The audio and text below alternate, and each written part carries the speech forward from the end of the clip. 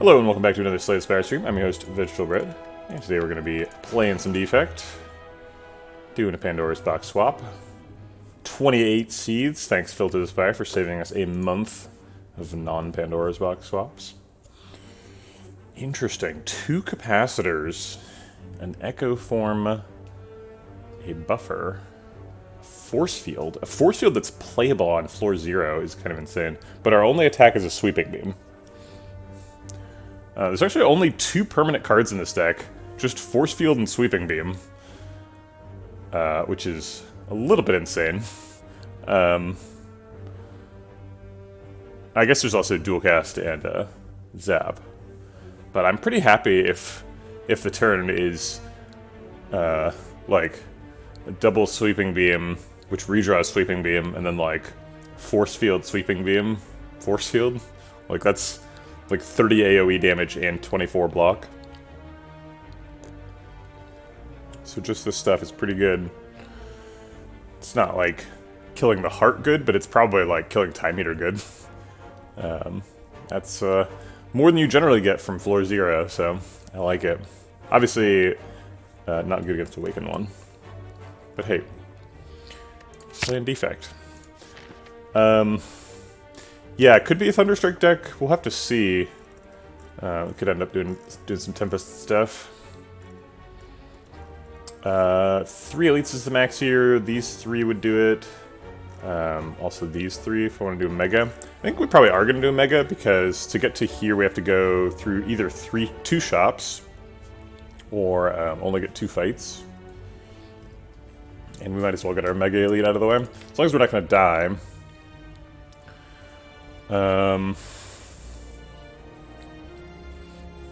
Echo Form should make Lagavulin pretty trivial. Sweeping Beam is good against sentries. Gremlin Knob's kind of a pain in the butt. Might be able to buffer for 24 health though, which is pretty sweet. Yeah, Gremlin Knob's kind of a problem though, huh? Our only attack is Sweeping Beam.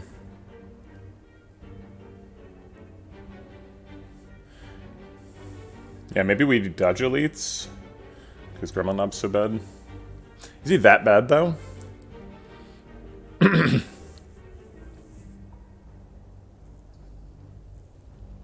Why would we dodge everything Act 1? I think that's a mistake. Don't you just, like, not get very strong if you dodge everything?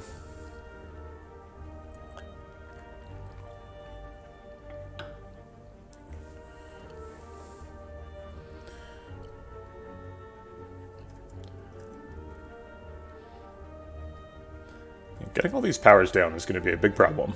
I don't know how we're doing that. So let's go like this way, and then we can see how we feel about Mega Elite when we get there. If we don't want the Mega Elite, we can just do like this fire and skip the whole thing. Or we can just do these 2 elites. Because this left path looks really difficult, right? That's not only does it start with either 2 shops or 2 fights, it also like does 3 elites with no fires until way later.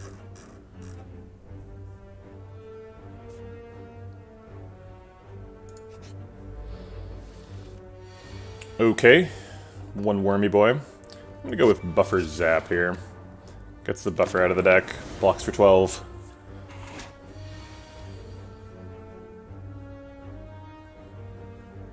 Sweeping Beam draws specifically double energy. I'm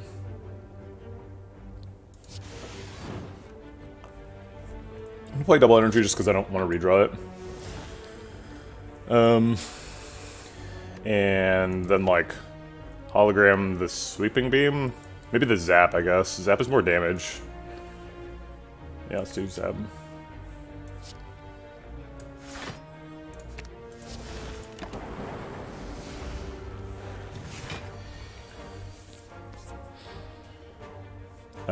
Let's see, do we have lethal here? 6 plus 16 plus 6, so 12 plus 16 is 28. Nope.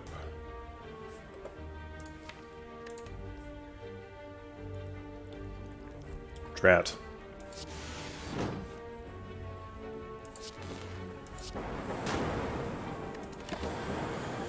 Pandora's Box versus Jawworm.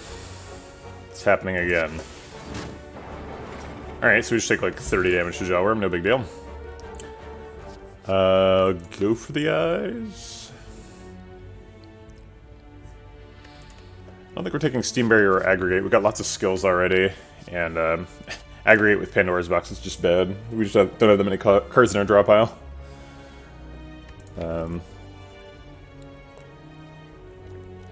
Our current sources of blocking are Force Field and Hologram. I guess Buffer as well. Echo Form Buffer is not a small amount of block.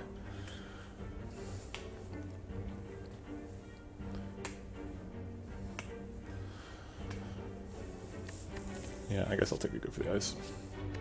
I mean, the deck has 4 permanent cards in it. 1, 2, 3, 4. Yeah, so we can't be like, can't be too conservative about picking cards here.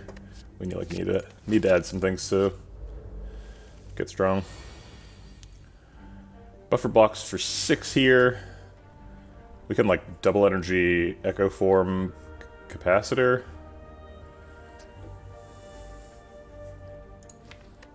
Get some stuff out of the way. Make our Force Field playable next turn. Oof. Yeah, we might be taking this fire instead of fighting elites. We're getting really beat up here.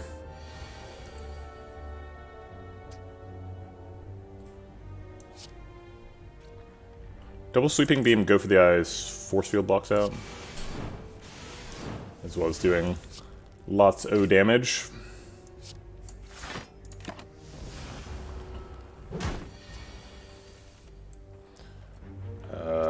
Double Buffer, seems good.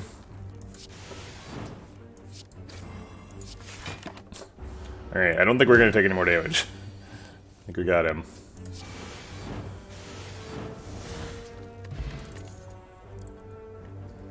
This deck needs a self-repair. Can I get a self-repair? Cool Head is usually part of infinites. Seems like it wants to be an infinite. Sweeping Beam. Cool Head is an infinite with Sundial. Obviously we don't have Sundial yet, but still. Cool Head seems pretty good. Blizzard is an attack, but it does 0 damage.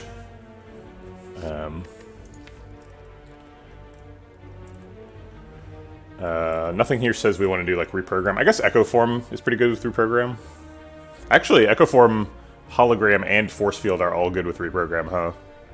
But Capacitor is bad with reprogram. And we've got 2 capacitors.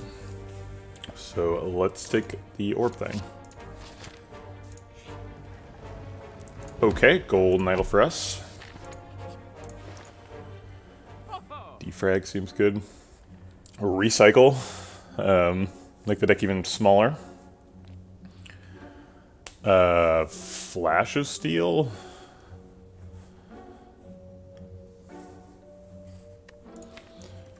If our deck exhausts down to Sweeping Beam, Flash of Steel, we do 9 times 3 damage, 27 damage a turn. It's not bad. Is going infinite the goal? No, winning's the goal. But if you go infinite, you usually win.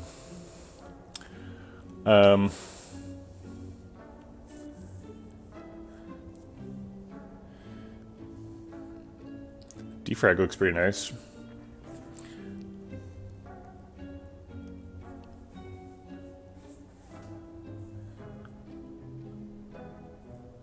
Could just take like an explosive pot and an attack pot here.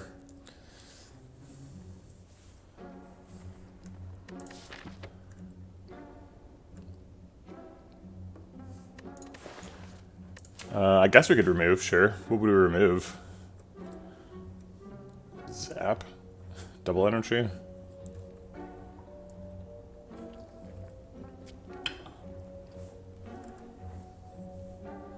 That's true, 2 capacitors is a lot.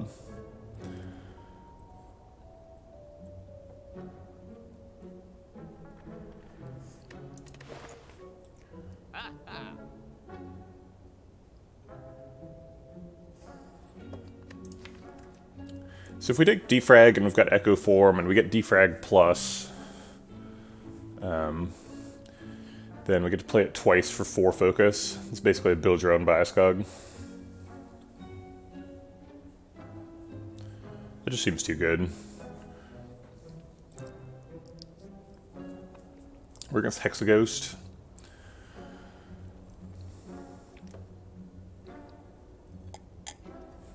I don't know if we're getting an upgrade, though.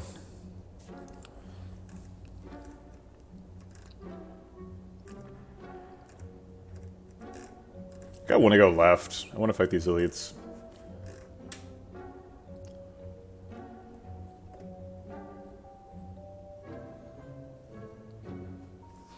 I think the defrag probably beats Hexaghost. It's definitely not great.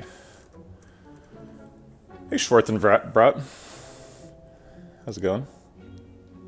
Go for the eyes, super effective against Hexaghost too. I don't think I'm too worried about Hexaghost.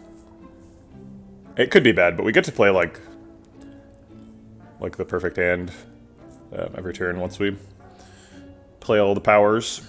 We get to like double force field and stuff. I don't think he's gonna kill us.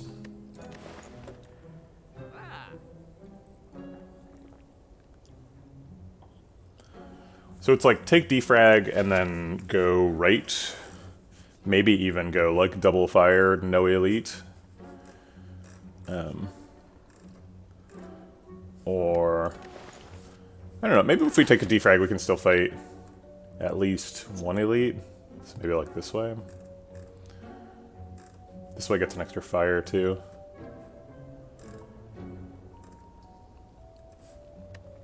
I want to fight 3 elites, though.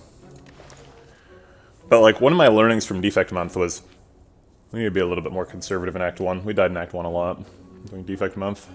And this seems like a potential Act 1 death.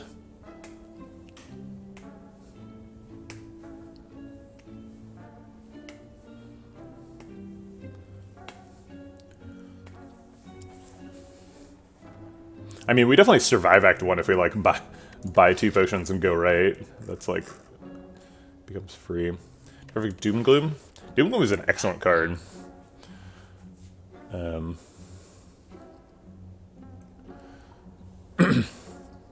Yeah. Would help with the hard pool. Krillin got Sweeping Beam and like a very small deck, so we're not like super short on AoE.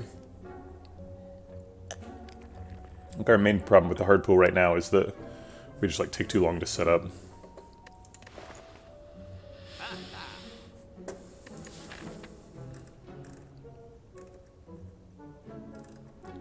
The thing about doing the 3 elite line is we'd only fight one hard pool fight. Like this would be our hard pool fight. This is easy pool because we've still only fought 2. So there's a good question mark. And what's the Flash of Steel for though?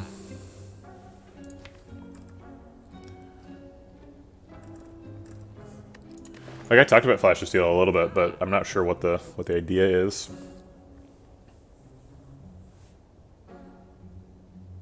I guess, like, Flash of Steel Plasma would be an infinite. Where Flash of Steel is kind of acting as the second cool head.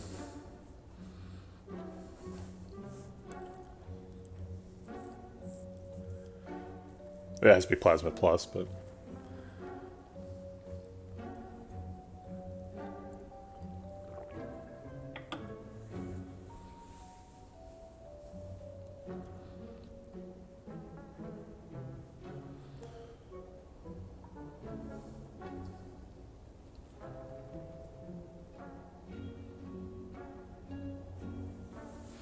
yeah, this is a tough shop. A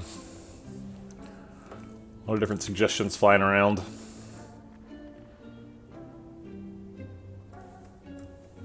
We have a go for the eyes, so if we take Flash of Steel and find like an all-for-one, that's pretty sweet.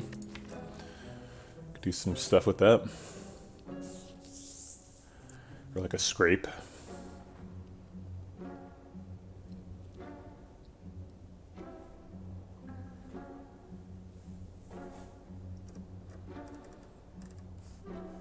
We have a cool head and a zap, so we're not doing like no focus. And if we want focus, there's a defrag right there. It's probably, you know, can choose your team here.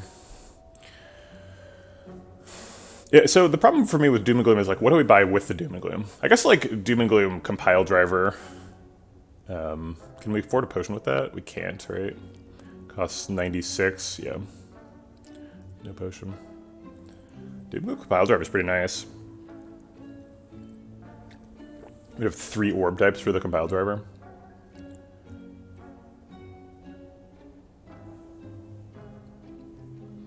Sort of catches up a little bit on our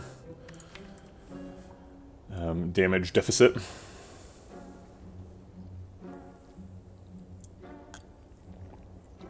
It adds a lot of cards to the deck pretty quickly, but I think they're pretty good cards. 2 Capacitors definitely says we can hold the Dark Orb for a while. Okay, so the battle lines are Compile Driver Doom and Gloom, or Flash of Steel, or Defrag, or Double Potion. I think those are the reasonable lines to take here. I guess Recycle is always an option for Pandora's Box Defect. Seems like an option that kind of gets us killed for no reason.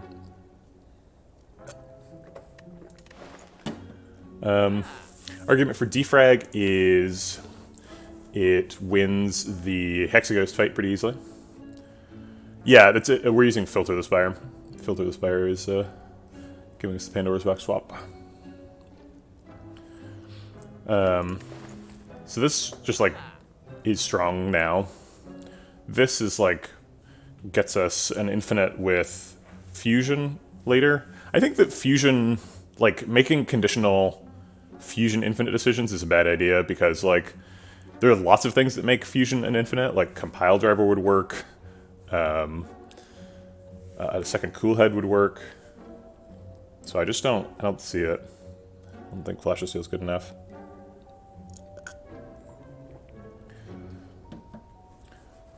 I guess, yeah, Compile Driver Doom and Gloom makes us strong right now. And is an infinite with fusion. It's pretty sweet. Okay. Okay, so we're strong now, so do we go fight an elite? Yeah, I think we fight this guy and then we decide if we want to go here. Probably we do. Are we skipping the fight or taking a fight? Fight is likely to be a potion, because we have 60% potion chance. It's the last of our easy pool. But if we go left, it makes this Mega Elite double hard pool before the fire, which could kill us.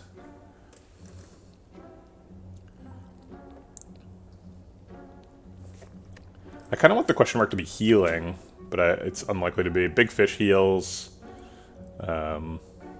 Cleric can heal. It's not like crazy unlikely. We have the Destroy option for Wing Statue too, so we don't have to take damage there. Alright, I'm gonna do the question mark. Is there another way to get to a shop? There is not. Drat.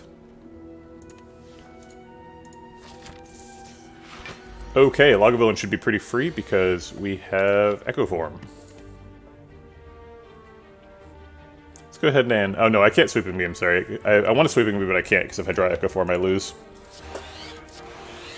So let's get the capacitors developed.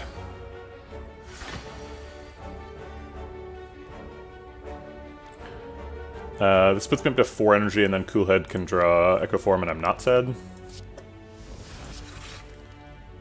Drat.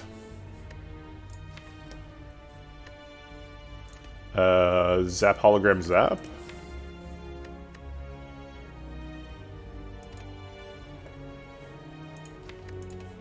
Sure.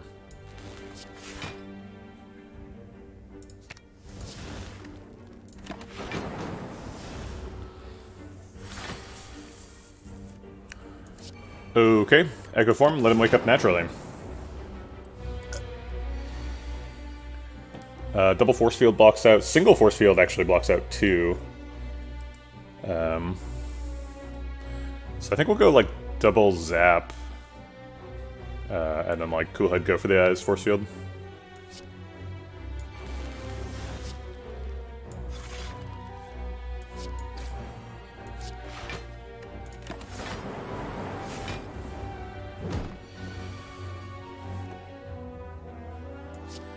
And then Double Buffer laughing all the way to the bank. Zap is more damage than Compile Driver.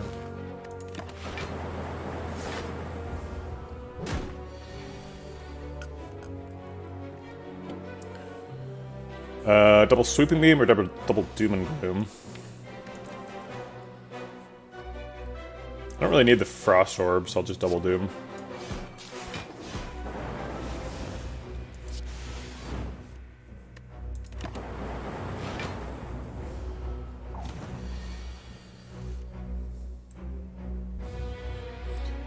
Double Force Field blocks out. It's actually the only way to block out. Because Force Field, go for the Eyes Cool Head, takes 1 and loses the buffer.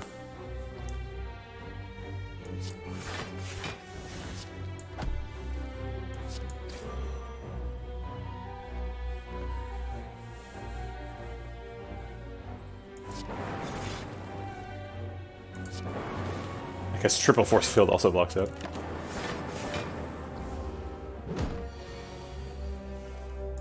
Ridiculous. Symbiotic Virus, I guess we didn't need that that Doom and Gloom to get our Dark Orb. Oh well. Equilibrium is weirdly like a solution for the heart fight.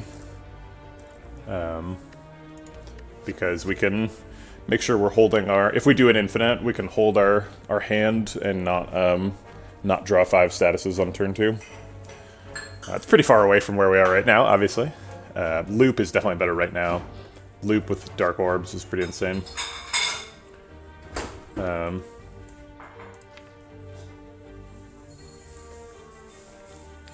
Is it like a BTTV emote? I haven't done any BTTV stuff. I don't know how to do it. I'm sure I can figure it out, but...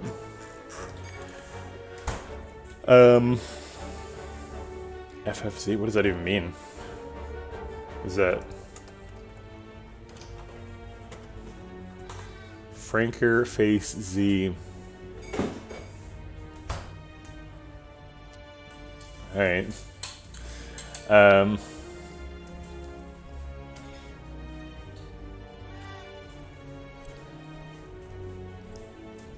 I guess, like, OBS, because it displays the chat, it has some of those things. Some of those things work. Oh, sorry, you'd have to, if you want to link, it's you'd have to post it in Discord, because I don't want the bot links to get through.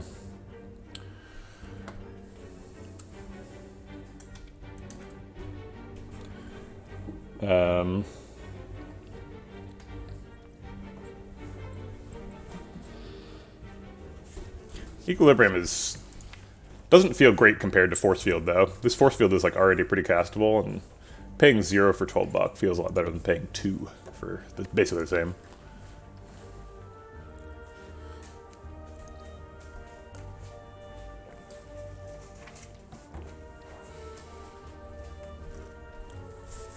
Also, this deck doesn't really look like it's going infinite anytime soon. We're like playing Echo Form on turn 1 and generating a bunch of orbs, so I think we probably don't really care about turn 2 against the heart quite yet. I'll just take a loop. Let's see. So we just fought Lagavulin, which is kind of unfortunate, actually. I kind of wanted this fight to be Lagavulin. So this is either Sentries or Knob. I think we're probably okay against both now that we have this shenanigans and that. Symbiotic Virus is a pretty big deal. Makes me really wish I bought that defrag, though.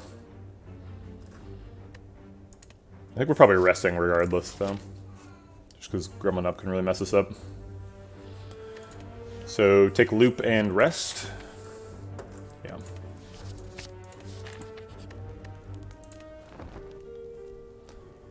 Alright, we're committed to elites now. Metallicized Gremlin Up, sure. Be nice to get the loop down. Get a second Dark Orb, I guess.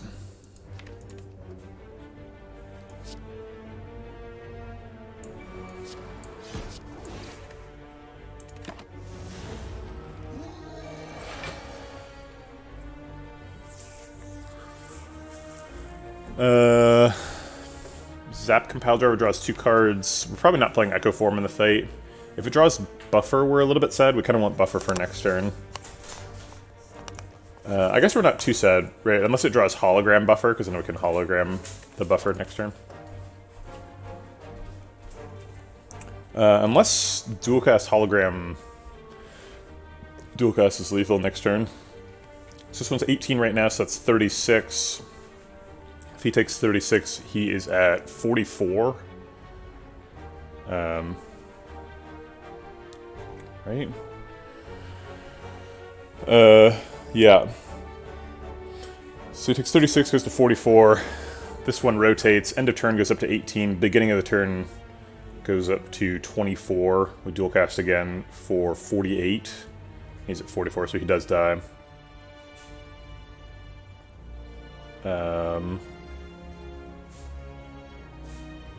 If we dual cast, play Compile Driver, and hit Hologram, we can't play Hologram dual cast next turn, so we just skip the Compile Driver, I think. And we just try to hit the, like... Actually, I guess it's 100%, because either Hologram or Sweeping Beam would have to be in the hand, right? And then if it's Sweeping Beam, we draw the Hologram, play it. So this is lethal. We just take 8. Or I guess 11.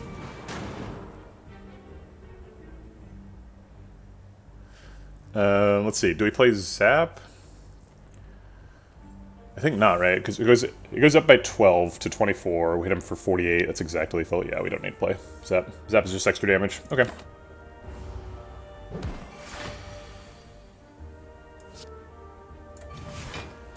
Get as mad as you want, Gremlin Knob. You're dead. Anchor's great. Happy to see that. Second hologram, Fission or Leap. Fission can help draw the whole deck.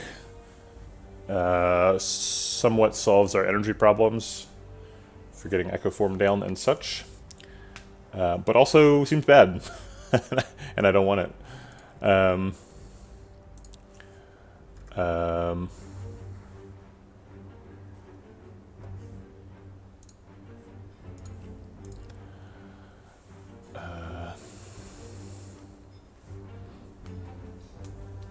It's always going to have at least one target, right? Because we have Symbiotic Virus. I think part of the problem with Fission is it doesn't look like we're getting very many upgrades. We like get one upgrade here. And we kind of want it to go on Cool Head or like Loop. It's a lot of good upgrades already.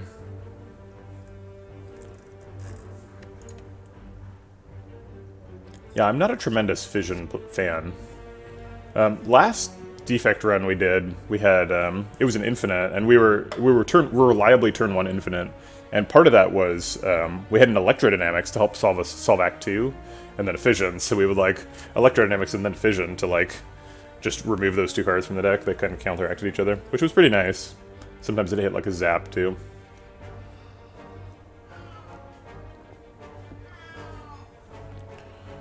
Hold on just a second.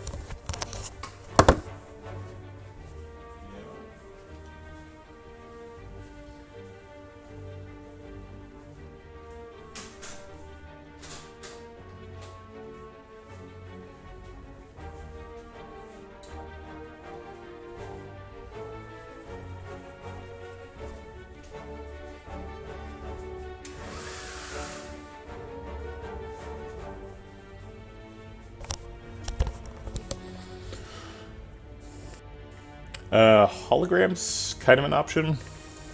Seems like it just kind of gets in the way.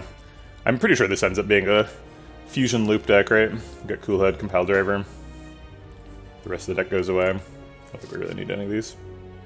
Leap is okay, but it's just worse than Force Field. Do another Elite or skip? We do another Elite.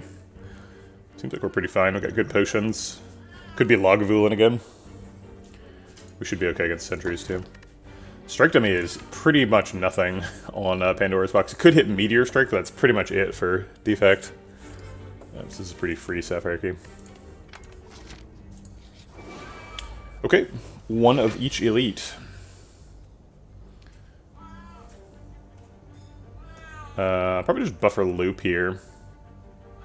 We've already blocked this guy out, so we're just banking block for next turn.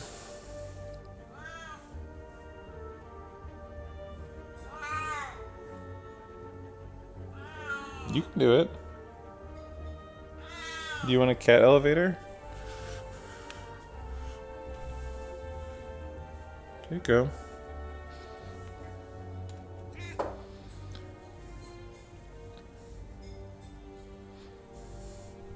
Kugana has a little cat staircase where she like jumps onto the desk and then jumps onto a little stool and then jumps higher onto the desk.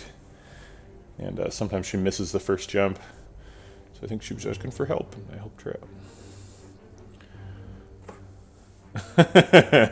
Hey, Blem. Oh, Blem, is your how's your? Did you keep your Ironclad streak going? Yeah, this box is. I guess it's okay. It's like, I can't say this is one of the best ones. It has a lot of powers in it, so it's definitely going to exhaust down to something silly eventually. But it's not there yet, and it's a little bit awkward in the meantime. But it's not bad. No dual cast. I was kind of hoping for dual cast to get lethal here. Oh wait, we had dual cast last turn. What am I talking about? Yeah, I'm actually really surprised we were able to get through 3 elites in this Act 1. I mean, we haven't gotten through this one yet, but... oh, you took a day off. Okay. Cool. Definitely take care of yourself. Double energy, force field, doom gloom. Obviously go for the ice as well. We could like energy pot and double energy. If we do that, we go up to 5, 8. Could draw a card. And then if it's Echo Form, we can play it. That ends up with the Frost Orb in front of the Dark Orb, which I don't want. So I guess I'd do Doom and Gloom and then Cool Head, and we'd still have enough energy. Okay.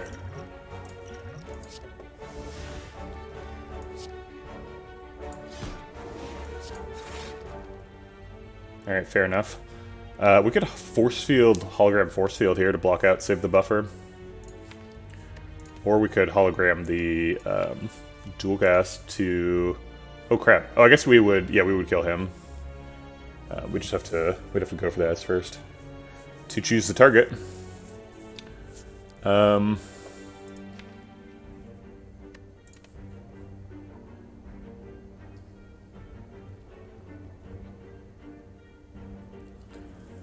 Do we want to wait until the Dark Orbs are bigger? No, we've got 2 Dark Orbs. We might as well just use one for lethal now.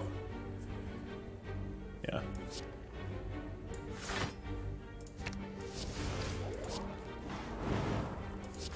Okay. And then next time we draw a dual cast, that one will kill somebody. As much as I would like to Sweeping Beam in the Sentry fight, I think getting Echo Form down is really good. We're losing the buffer either way.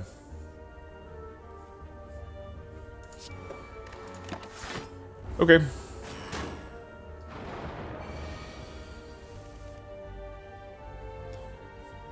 Single Force Field blocks out. Double Cool Head gives us a chance to draw... oh wait.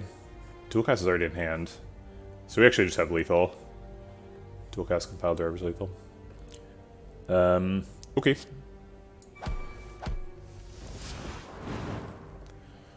Sweet. Ornithopter's great.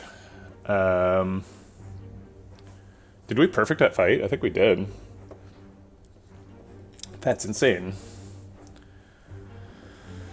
Ball Lightning, Streamline, and Stack. Stack is usually bad with Pandora's Box because you end up with thin decks. I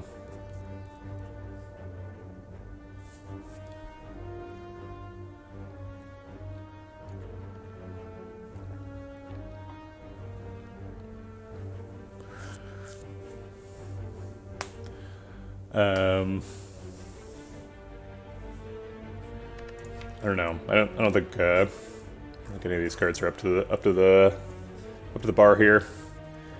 We don't really need like a big honky damage card because we just kill people with Dark Orbs mainly. Ball Lightning seems kind of sus.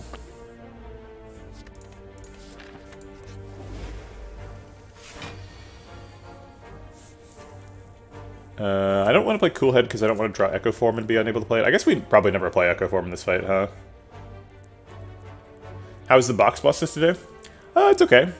It's a very strongly power-centric box, so I don't know. Should be okay.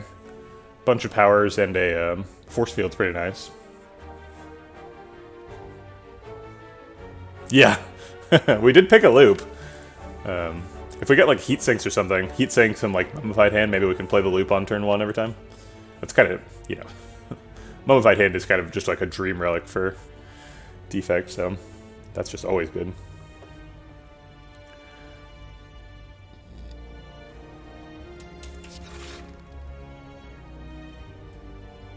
Buffer or Zap Sweeping Beam? I think just Zap. Okay. Or Sweeping Beam first, because I want to play the card we draw. I mean, gonna do these things. I guess Loop is better than Capacitor. So Dual Cast is lethal now. And we can draw 6 cards towards it. Okay. Silly. Nope, don't think we're doing Reprogram. Do orbs appear in order of the acquired relic? Yeah, they do, right, that is how it's ordered. You can't get Cracked Core after other things, but, so the Lightning Orb's always first, but otherwise it's in order. I mean, I think if you got a Cracked Core later somehow, I think it would show up, like the Lightning Orb would be later in the bar.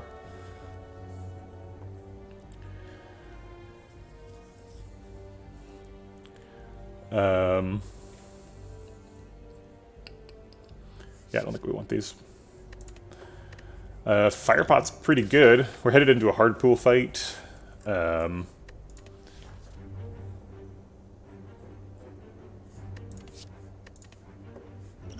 wish we'd spent this flex pot.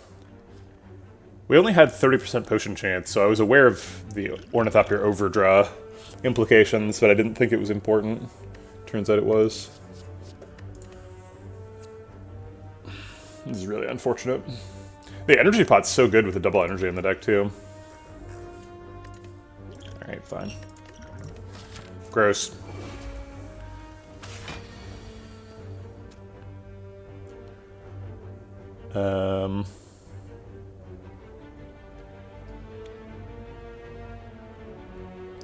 We can Firepot dual cast to kill him.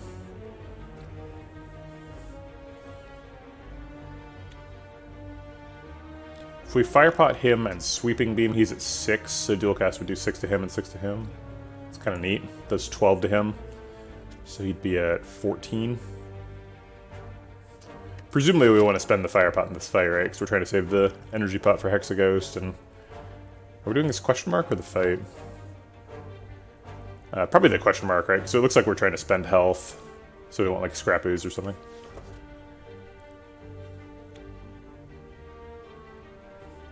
Okay.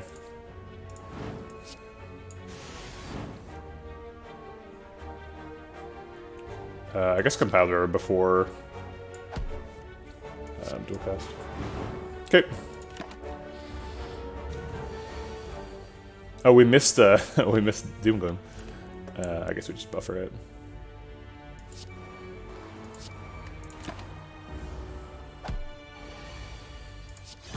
Okay. Second Doomgloom, I don't think that's necessary. Auto Shields is kind of just a worse force field in the deck. Steam Barrier could help us block while we're getting set up. Seems kind of unnecessary. Looks like an upgrade to me. Coolhead Plus is often picked for these type of decks. If we find a fission, or rather fusion, we're going to want to have the Coolhead Plus. Although technically we would infinite without it, right? Because we've got Coolhead Compile Driver. So Compile Driver would be the one drawing 2 cards, which would be enough. We could do Buffer Plus, get 4 times the buffer, Echo Form Buffer Plus.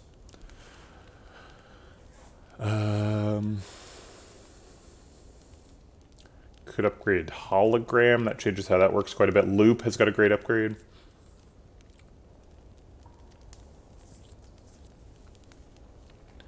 Yeah, I guess Loop's upgrade is pretty insane, right? If we got a Dark Orb in front, Echo Form Loop is kind of our plan against Hexaghost.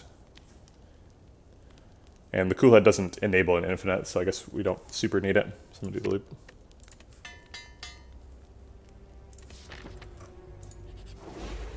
Alright, it's a fight anyway.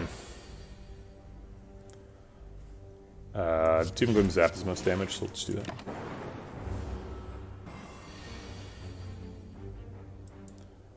that. Drat. 24 plus 3 plus 3, so 24 plus 6. 30 damage, he'd go to 28. I guess that does split him. Okay, great.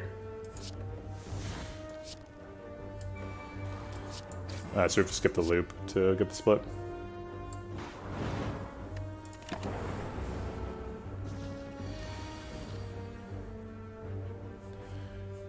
We could hologram the dual cast. We could hologram the loop. I guess we could do both, actually. I kind of want to get dual cast next turn, though.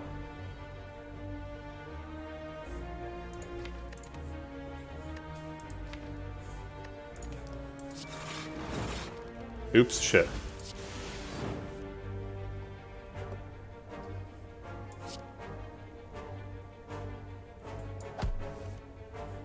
Well, that was bad. We still probably get lethal next turn, but it's not the way I was thinking about it. 16 plus, yeah, it's lethal. Okay. Could offer to recycle. Do we need it?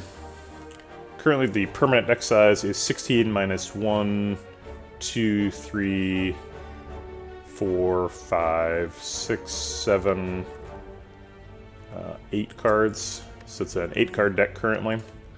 So we can infinite against the heart if we had an infinite. I guess it'd be a 9-card deck if we assume we're adding a fusion.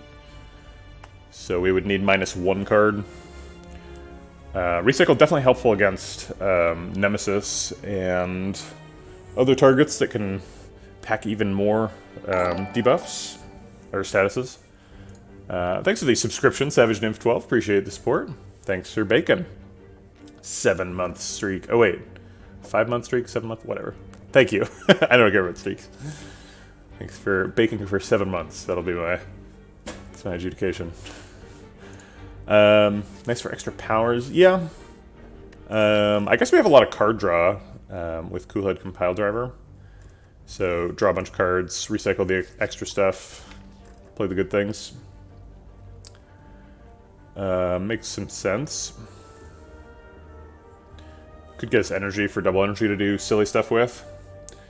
Particularly if we got like an X cost card. Like recycle get 10 energy and then recycle a reinforced body for 20 energy and then Tempest.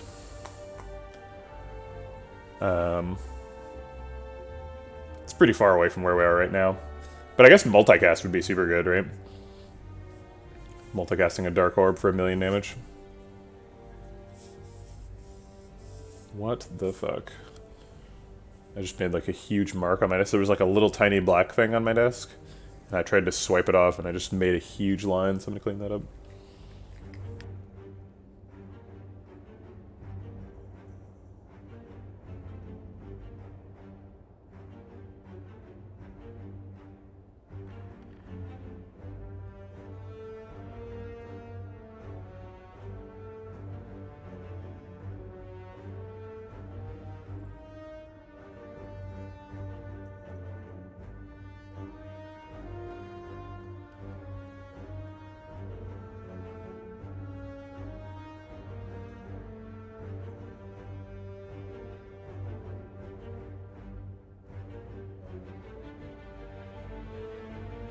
This is now a cleaning stream.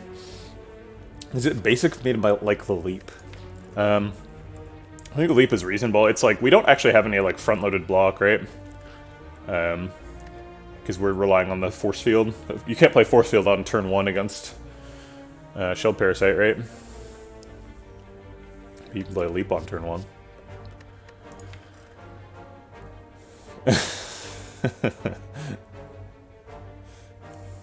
Yeah, stick to Ironclad, Blum. Come on. Get out of here. No. Yeah, I don't know. I think Leap is pretty reasonable. I definitely think Recycle is a little bit too fancy for this deck. Doesn't seem like we need that. Seems like we can get there with just card removes. And a fusion, obviously. Or Sundial, you know, lots of ways to get there. But Leap is solving a problem we actually have, which definitely makes it better than Recycle, right?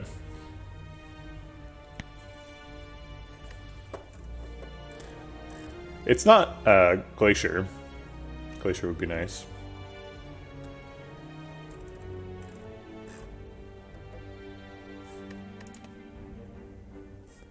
I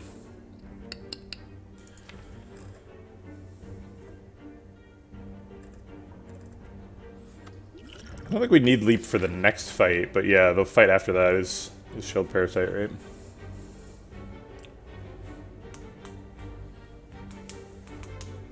I kind of liked this deck better on floor 0 when it just, like, played Sweeping Beam 15 times a turn. I feel like we've added a bunch of stuff and made the deck worse.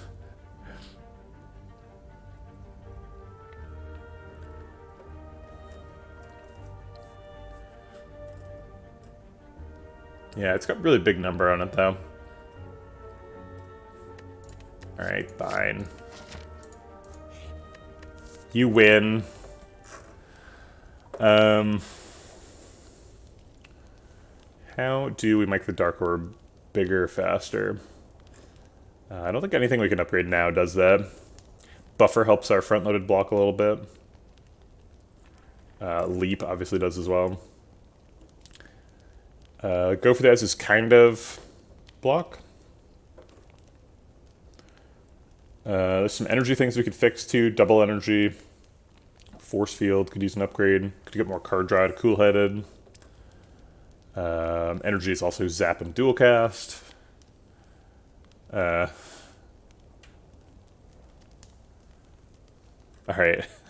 Thanks, bud. Gosh.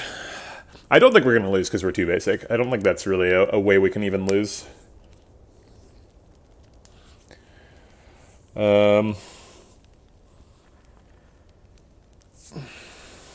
I think for me it's either Buffer plus or Leap plus.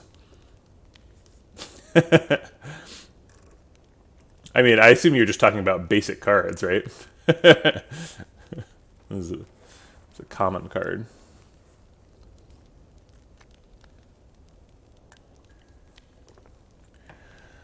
I love that children who just learned a new word will try to use that word like 10 times a day. It's like the best thing about children. No, the children are great, but it's funny. Buffer is the flashier pick.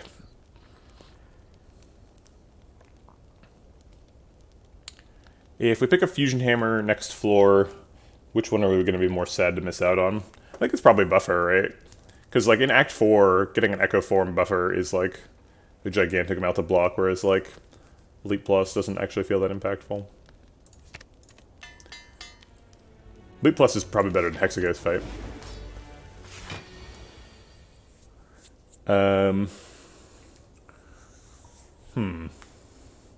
So, my first instinct looking at this hand is drink the energy pot, the double energy, play everything. My second instinct is just play the Echo Form, wait until Loop redraws, and then double play the Loop, because we want to get double Loop Plus. And I don't know which one of those is right. Really unfortunate health total here, 49.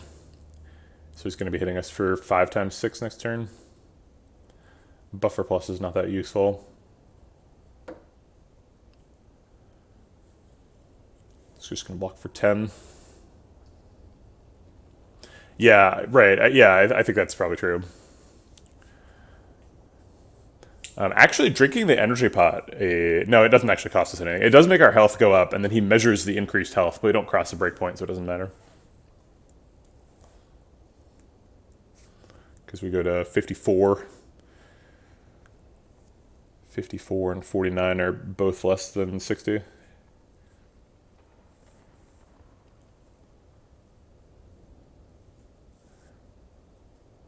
Yeah. Double Lukaku's is pretty reasonable. I'm not sure what we're saving the pot for, though. And getting Zap and Buffer down, like, it helps. Does some damage. We only have 20% potion chance, so we could try and save both potions for Act 2. Seems pretty greedy. Hexaghost can kill us. I guess we're probably using the weak pot next turn, huh? So we're going to have a spot.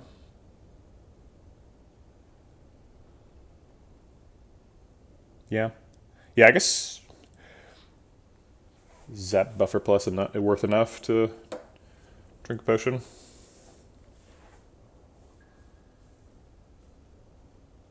I think it isn't. Energy Pot's really good in this deck, so I want to save it. Okay. Already up to 24. I guess we're not drinking the Energy Pot next turn, so we have Go for the Eyes here.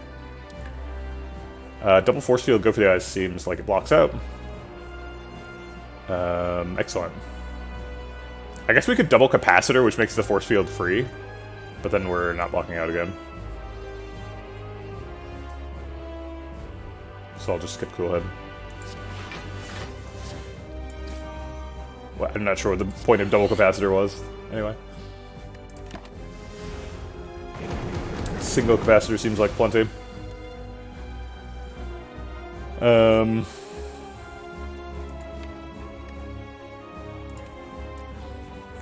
Double Sweeping Beam draws these cards, Leap blocks out.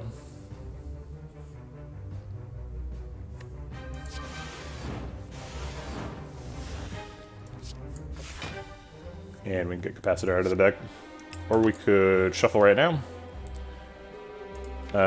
We don't really care about if Dual Cast skips this shuffle, right? Because I mean, it's only like a 12-card deck, so Dual Cast is going to be there when we need it.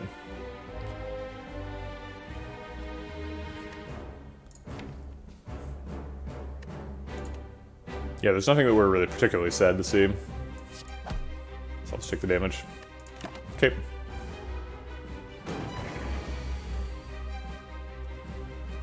Alright, double leap or double force field would block out. Or single force field, I guess.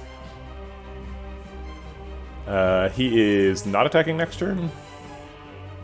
This is tackle, so next is seer, so he is attacking next turn. So if we double go for the eyes, the weak would matter.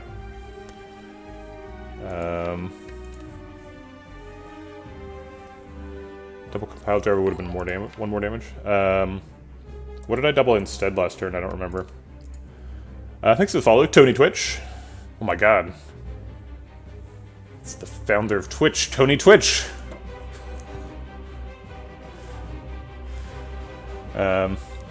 Actually, Twitch used to be Justin TV, right? So is the founder of Twitch Justin? Do I have that right?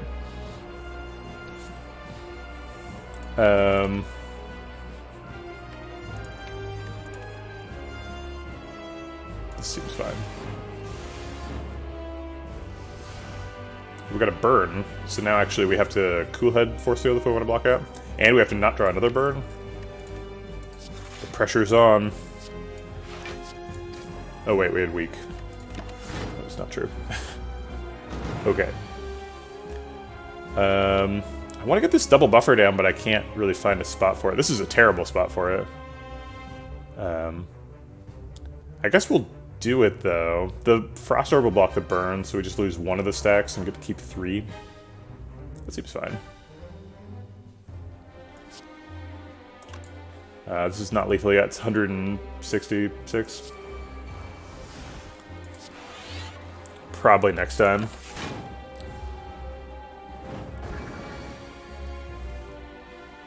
Too many burns. Currently, it's a 192. Not quite enough. But we could just do it anyway. 192 gets us pretty close to lethal. Double compile driver does 14.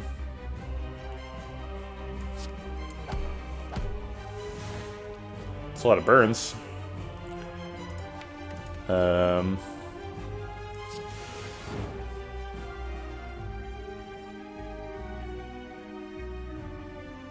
I'll just block the burn damage. We'll play it next time it comes around. It's fine. We could even get it next turn.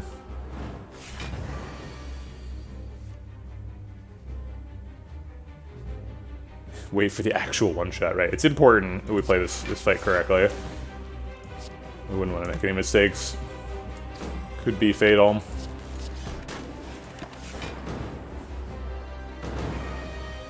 I think we've got him.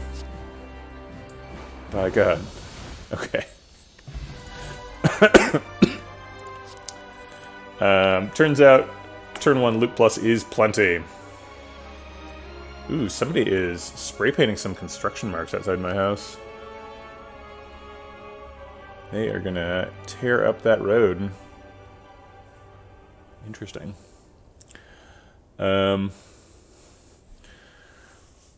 Somebody, as soon as we saw the Pandora's box, was like Thunderstrike deck.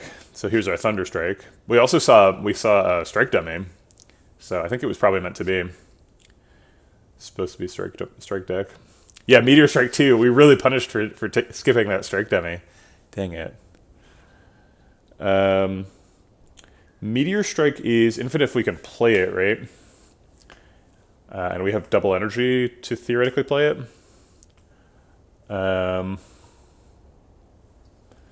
Is that right? Meteor Strike plus Cool Head and Compile Driver. It's kind of hard to set up with these capacitors, but it should work. And we don't have access to a fusion, so I guess we got to take what we can get. Currently, the Meteor Strike is unplayable, obviously, in most circumstances. Although we are holding an energy pot, and there's a double energy in the deck. If we take Meteor Strike and get Snecko Eye, is that a good thing or a bad thing? So Meteor Strike would cost like net plus 4.5, right? Because it gets you 6 energy and costs 1.5. Net plus 4.5, and then one of the cards, so it'd be net plus 3 per cycle. So it would be obviously infinite. And it would be playable, so that would be nice. Other good relics to see would be Pyramid. Pyramid would let us set things up. So those two are obviously infinite, because it lets us pair the double energy with the Meteor Strike to get it down. If we just get like an energy relic, like a Fusion Hammer, or Coffee Dripper, it's a little bit less obvious that we can make that work, but I think it's still worth picking. During Defect month, I did not pick speculative Meteor Strikes. If I didn't pick a Meteor Strike unless it was like I had Snecko Eye or like a way to get 5 energy pretty reliably.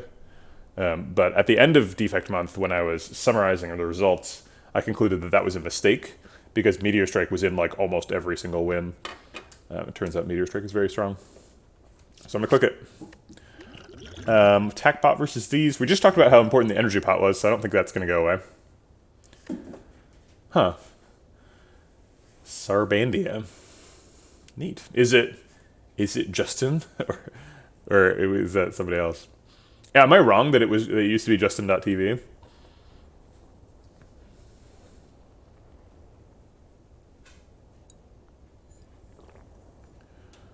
I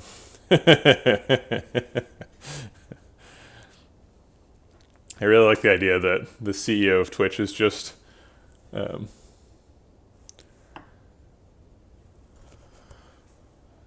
like hanging out in random Slitspire Twitch chats, and not like whatever. Yeah, sorry. Yeah, I knew what you meant. Auto mods, taking out the links. I don't know if I should like tone that back.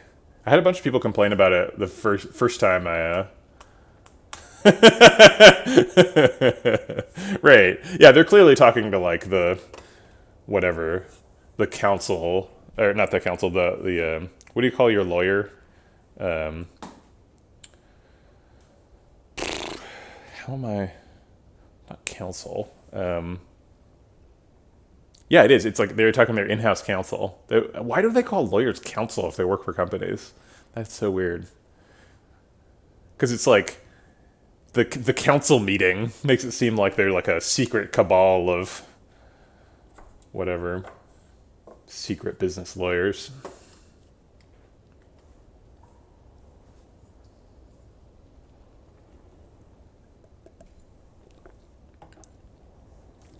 In my D&D campaign, I started out the players in Mechanus, so the lawful neutral plane, and they were all like chaotic because I knew they were going to be chaotic because they're playing D&D, right? Every player character always is chaotic, even if it doesn't say chaotic on their character sheet. They're always doing wacky shit.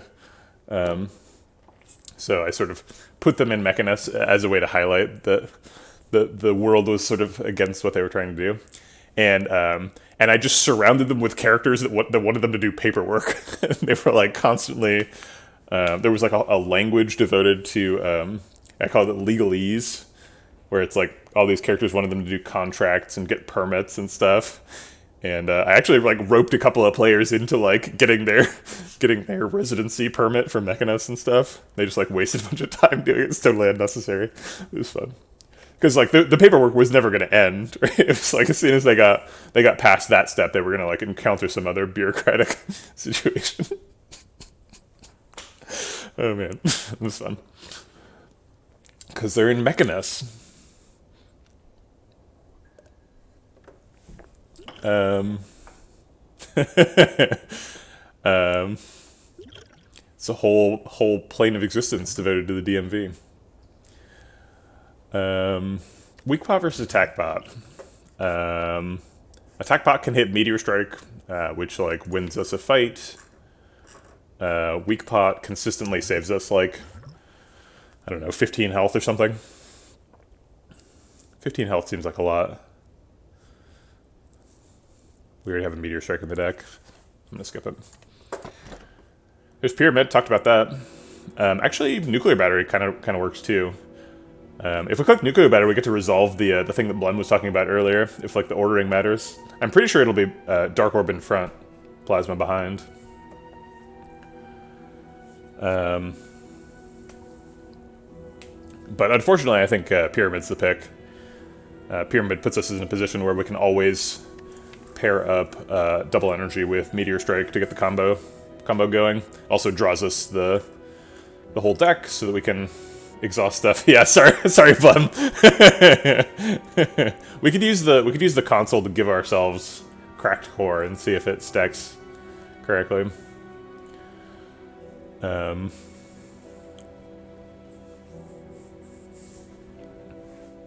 that would be cheating. Runic Dam seems way below the bar here.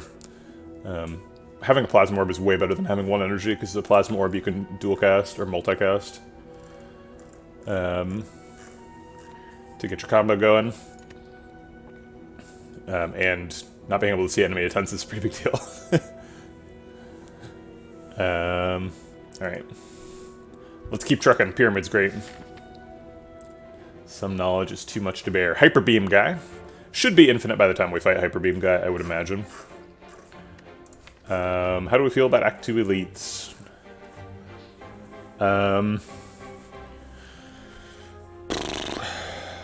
I feel like with Pyramid and a like sort of nascent infinite, Act 2 elites are like extremely dangerous.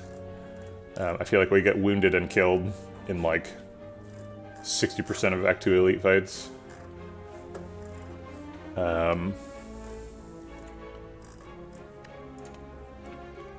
So, I think fear is the emotion. We can do 2 shops and 2 bonus fires and not fight any elites. Go on this path. Do a bunch of question marks. If we're like completely chickens.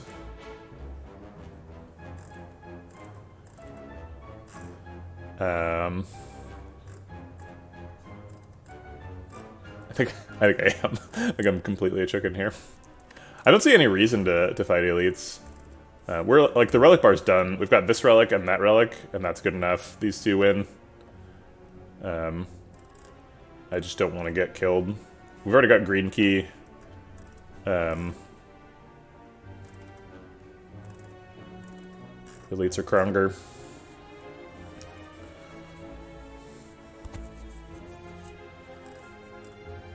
Is that true? I don't know. So, like, Book of Stabbing attacks for 14 on turn 1, right? Usually. Actually, is it always? Can he attack for 24 on turn 1? Let's assume he attacks for 14. That's, like, more than our force field. So, like, he would eat a whole buffer. Leap doesn't block out enough. Yeah, sometimes the 24 attack seems like it's like a break, right? It's like, okay, at least he's not multi-attacking this turn. But yeah, if he does it on 1, it's like 10 extra damage. And he's skipping the easiest multi-attack to block. What a jerk. I think we get sufficiently strong if we skip the elites. So I'm gonna do that. Yeah, we got ourselves a Meteor Strike. Start with Sweeping Beam. Buffer in this fight. We can block out with Go for the Eyes or Leap.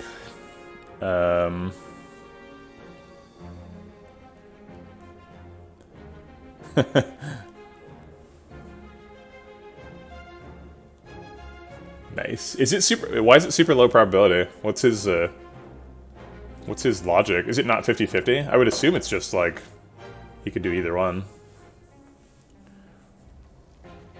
Oh, it's 20%? Wow.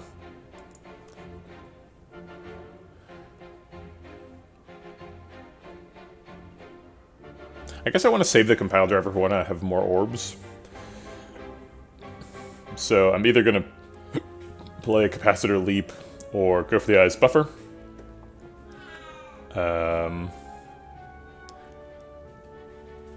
Capacitor Leap, like, way overblocks, I think, is the issue. So I guess I'll play Go for the Eyes Buffer. Buffer is better to Echo Form later than Capacitor, but Leap is pretty good to Echo Form too, so...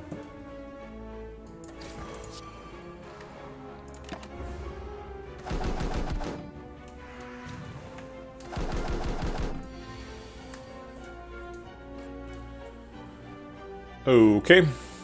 Force Field kind of blocks out. Blocks him, and then he takes 1 buffer. We don't take real damage. This gets stacked up to 18. And then we can, like...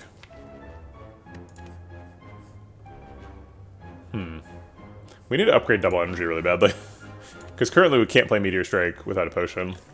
Right, because Double Energy just takes us up to 4 energy. But if we upgrade it, it goes up to 6, so... That's probably the first upgrade. If we're going to play Force Field, we can play Capacitor for free. It also means we're skipping Echo Form.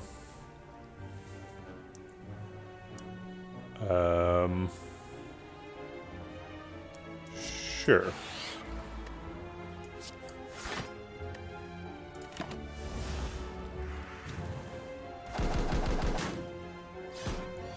Ha! Now he's big attacking. The fool.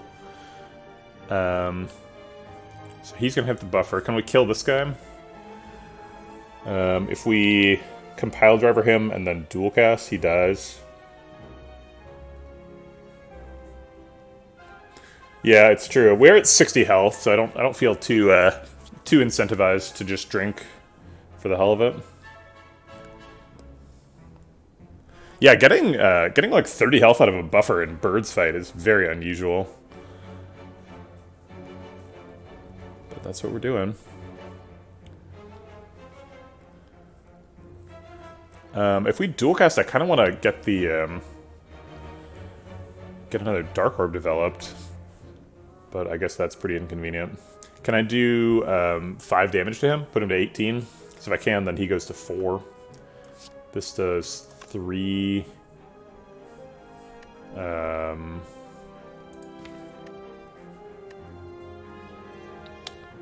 hologram Go for the Eyes we could afford, but... I guess... Oh yeah, if we just... No, if we Doom and Gloom... Oh yeah, actually if we Doom and Gloom dual cast, we kill them both, right? That puts him at 18 too. Because he takes 5, goes to 17. Yeah, 17, 18. Then we could save the buffer. Yeah, we got the same time bad Jareth. And we get to save a Dark Orb. It's a win-win, win-win. I don't think we need this. I think we can pretty much just play random cards at this point.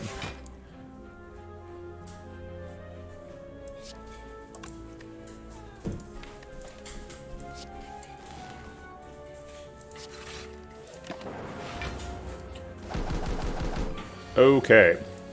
Hiya. Take 60. Alright, lucky to get no potion there, because our potion bar was full. Does recursion do anything? No. I mean, it recurs some huge Dark Orbs.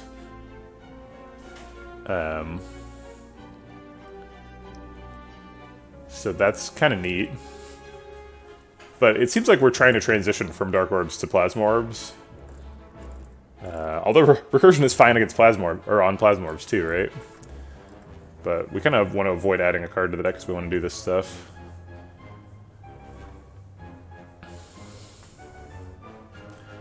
This is never going to go off on turn 1 though, right? Like maybe we should just not be leaning into this.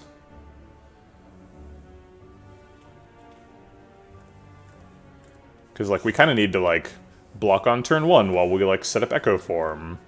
And then like draw the rest of our deck. And like maybe turn 2 we could pull off double energy Meteor Strike. But then like we're going to have too many orb slots and we're just going to be able to double energy Meteor Strike and block. And then on turn 3 we can do the combo. With the energy from the plasmas. So like where does recursion fit into that picture? It's not good on turn 1 because the Dark Orb isn't very big yet.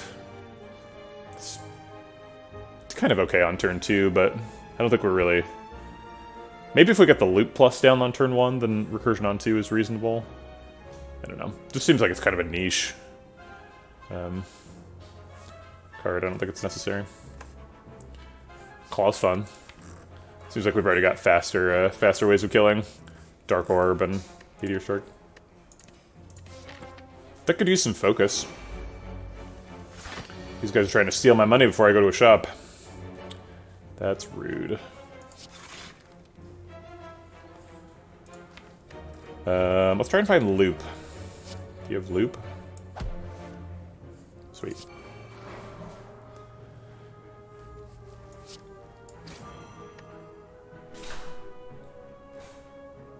Is this the weak pop? We get 4 health, we also get 3 health, so it's like minimum 7 health worth of value. Got 50% potion chance, yeah, seems like the fight for it.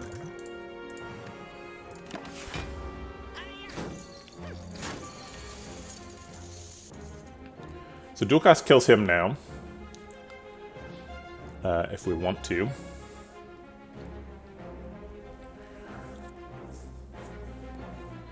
If we wait another turn, it goes up by 12 to... Oh wait, no it doesn't. It goes up by 18 to 42.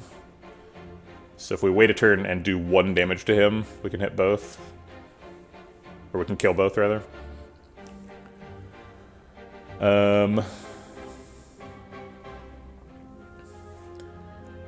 If we, like, double energy, double capacitor, force field...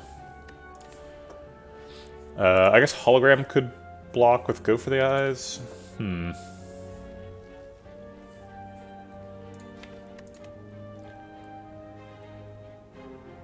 think we probably want to kill both with it. Double force field would block out, but we don't have Echo Form up. Echo Form is in hand. Unless you're suggesting we could hologram it. Oh wait, maybe we can hologram it. If we double energy, we go up to 4, play 2 capacitors so the cost goes down to 1. No, we still don't have the energy. We almost could though. Technically with energy pot we can, right? Because of the hologram.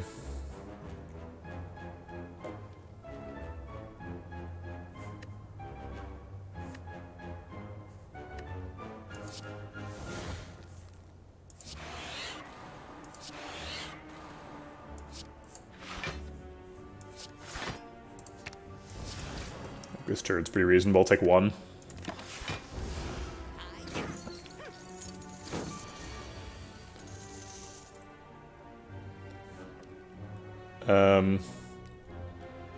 Dual cast, Doom Gloom's lethal.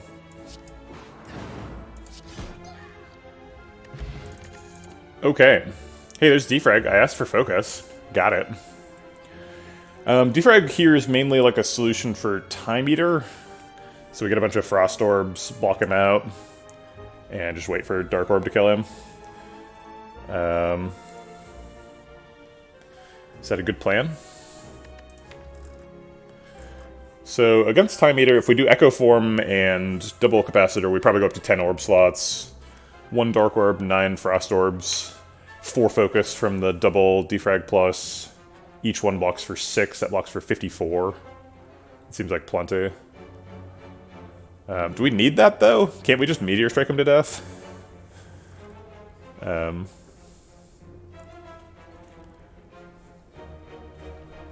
Like, isn't this just a card that prevents me from infiniting for 1 turn? It's like an extra card in hand. It's not like we have heat sinks. So that it's like card neutral or positive.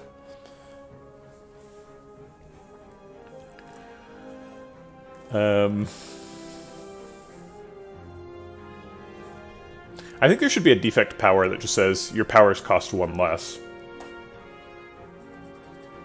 It's like a Mummified Hand, you know, card. Be an uncommon card.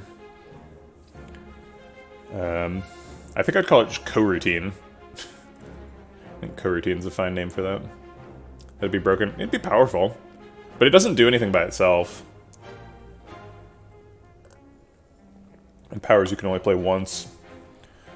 It's kind of just like a creative AI assistance.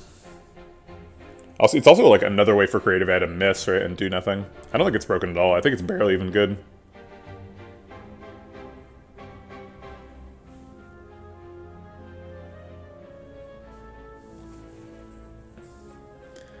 Yeah, if you play Downfall, is it called Downfall? The like total conversion mod where you play a boss. When you play Bronze Automaton, his like whole mechanic is called co-routine.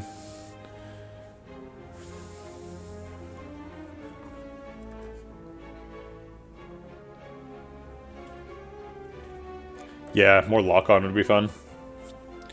Sorry, what are we talking about here? Oh yeah, defrag, okay. I don't know, the deck's got a lot of powers. Whenever you play an attack card, play a copy on yourself. What? I mean, it's kind of good with Meteor Strike. That's such a funny idea.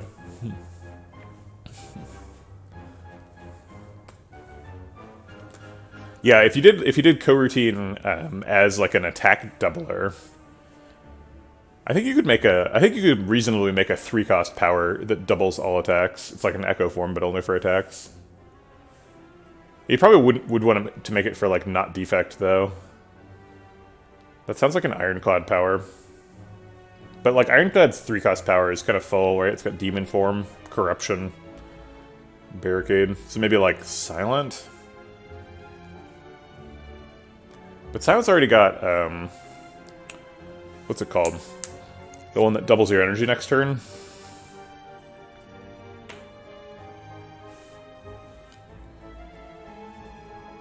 I think it makes most sense as a silent power.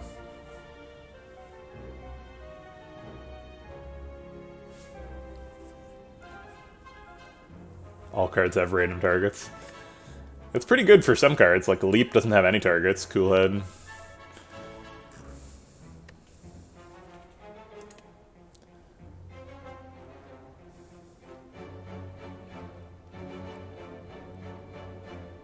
Oh, you mean like you could end up giving the enemy Frost Orbs? But wait, what does it even do when the enemy gets a Frost Orb or draws a card? I'm confused about what this means.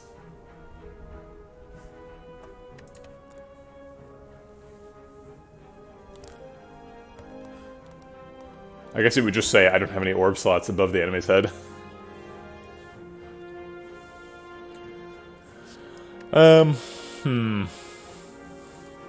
This is an awkward spot, right? Because, like, the thing that the deck currently does is Symbiotic Virus Dualcast, right?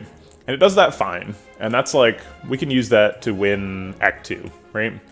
It's too slow for Act 3 in its current form. So we could, like, make that stronger, right? We could defrag and, like, Echo Form and make it so that the Dark Orb is, like, a threat against Act 3 bosses. And, like, maybe we could kill the heart with it, too. We probably could. But we've got this whole other plan that's, like, creeping up on us, where it's like... But eventually we want to do Meteor Strike loops, right? Isn't that better?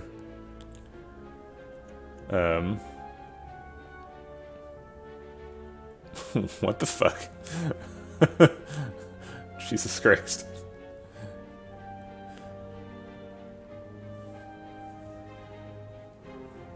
Plays when drawn, discards your hand, uses all your energy, duplicates itself, and eats one of your relics.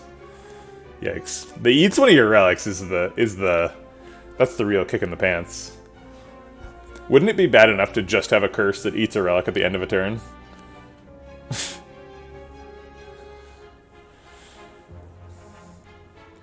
Why would you pick that relic? The inducement must be insane.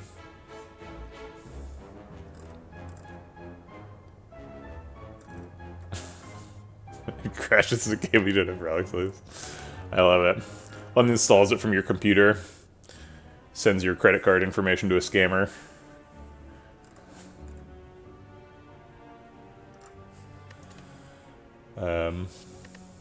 So defrag makes the Dark Orb plan better and the Plasma Orb plan worse.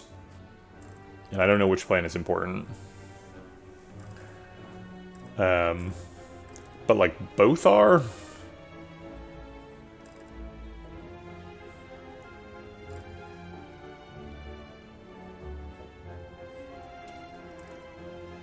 I'm gonna take it. It's bad against Awaken one? No, we don't care about Awaken one, we just Infinite, right? The only fights we care about are the Heart, or Time Eater now, right? Yeah. Because we've already solved Spikers.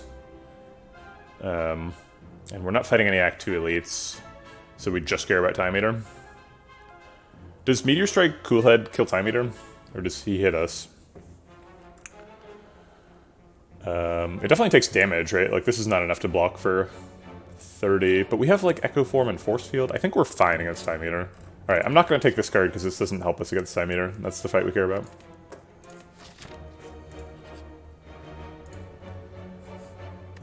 Ritual Dagger, pretty easy to set up.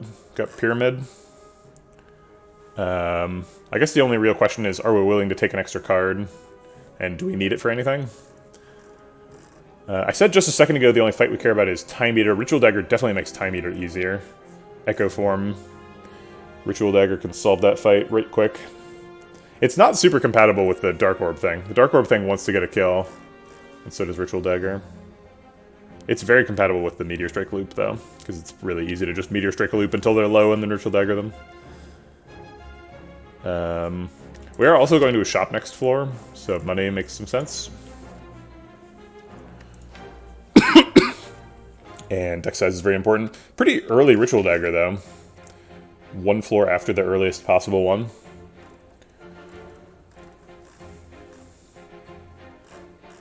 I'm just gonna take the money. We're going to 2 shops in the act. We don't need a Ritual Dagger. Medkit. Pretty good on Pyramid. Enlightenment actually is, like, kind of insane. Enlightenment Meteor Strike. Meteor Strike for 1. But we shouldn't need it, right?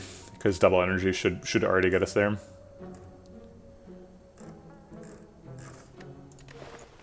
But it's way fun.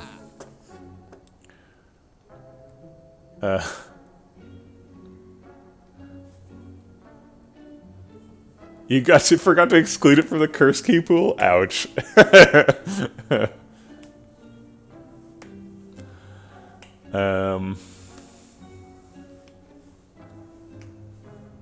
Jerry, what mod is that in?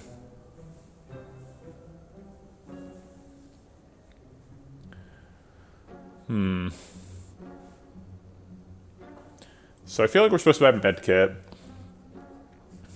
Which actually means we can fight elites now, right? Because we can't get wounded to death. So we can go here and do these fires and then go here. So maybe we skip the other shop.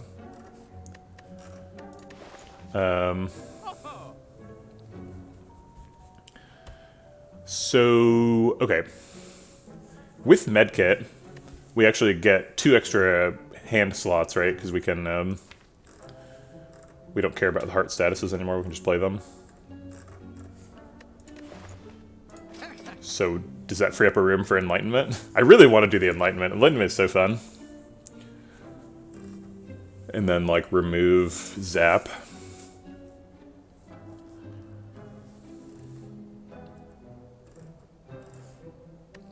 Removing Zap means Compile Driver can only overdraw 2 cards. Oh no, that's not true. Plasma Dark Frost. So currently, Compile Driver can draw 4 cards. That's nuts. I don't think we're ever going to need to draw 4 cards with Pyramid. This also hits Echo Form, which is pretty sick. And it's going to hit a 10-card hand, like, pretty reliably. Buffer. Force Field, even.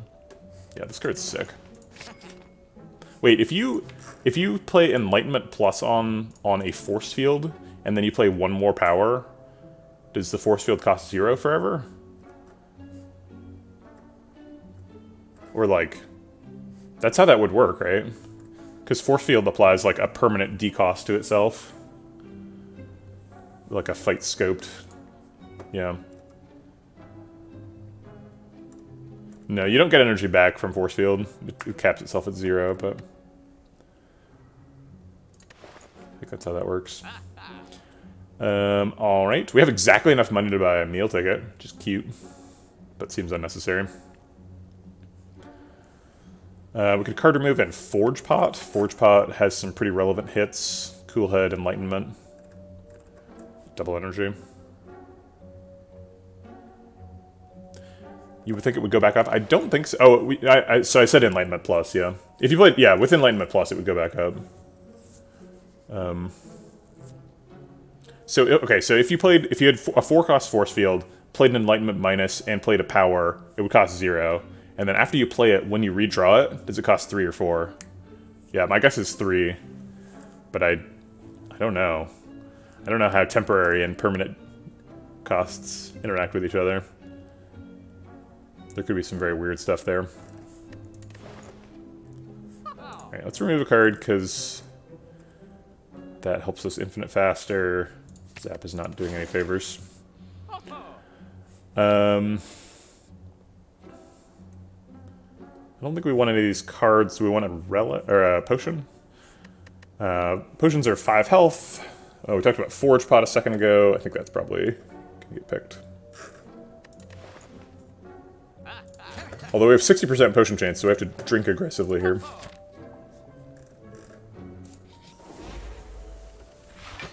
Okay.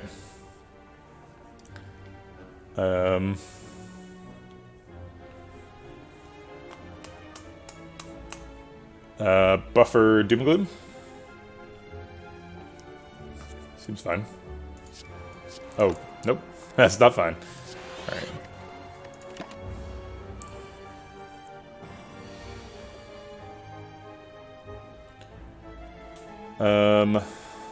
Go for the eyes. Cool Head Leap, I think, blocks out. Waiting for 15. No, we aren't blocking for 11.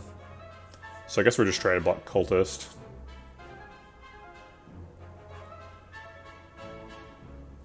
I'll Cool Head anyway.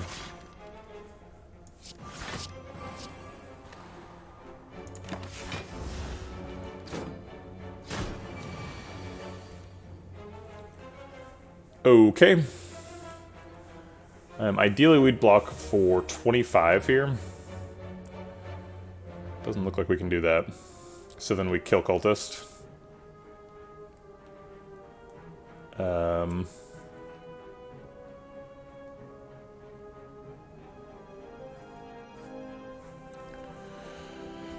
Could use the energy pot here.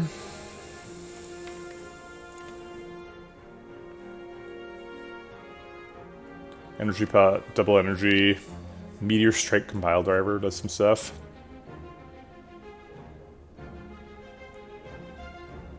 Can we do 48 damage to Chosen to make her the lower health target for Dark Orb? No.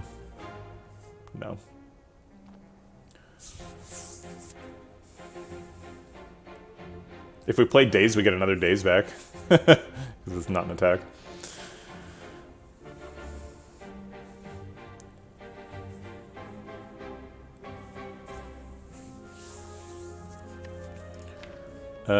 Actually, I guess we can, right? Because we could...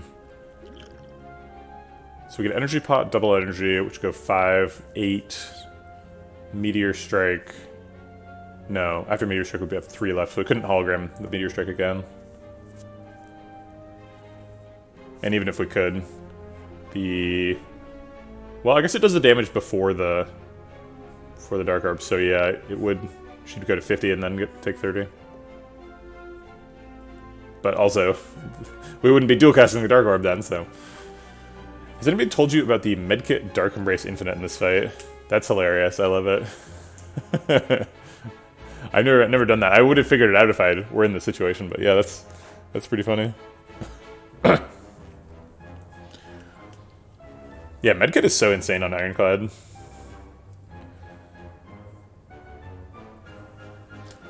If you have 2 Dark Embraces, it's card positive. You could infinite them with, like, anger or something. Okay, so how about killing Cultist then? Can we get him below 30? That would be 21 damage. This does 16. If we could play all 3 of these, we could. But that's too much energy, right? So we'd have to energy pot to do it. Double energy only takes us up to 4. And at that point, why don't we just Meteor Strike? Why don't we just Meteor Strike? So we like energy pot, double energy, Meteor Strike, dual cast, kills Cultist, does 30 to Chosen. We still have energy for Force Field that blocks out. Sure.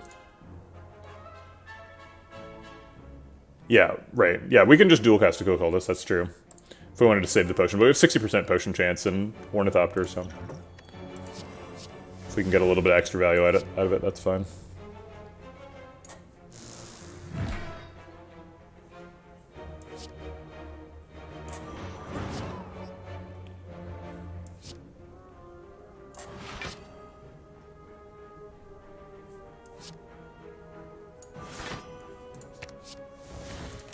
Okay.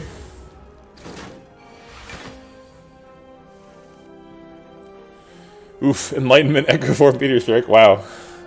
Sure.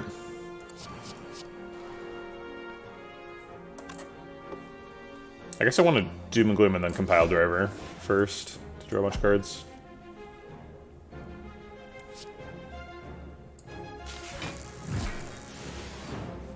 Wow. Sure. I guess that can happen.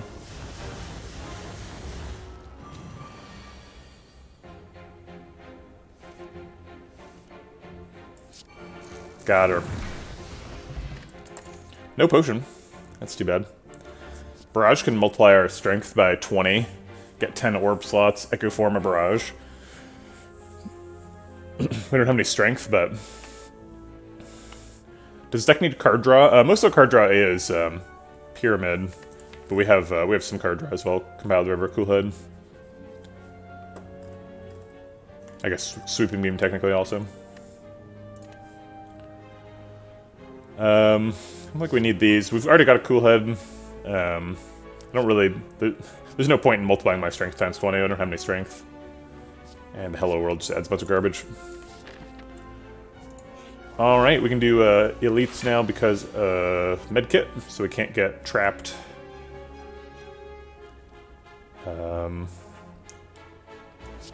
Let's draw a card. If we go for the eyes on this slaver, let's see, he loses 4 attacks, so he goes down to 9, so he gets blocked. And then the buffer would hit these two. It seems okay.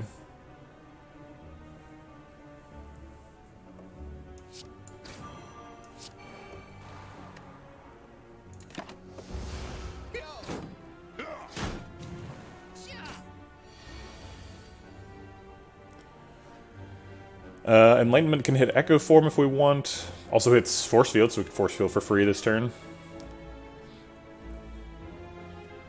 And then Hologram back the Enlightenment for the Meteor Strike.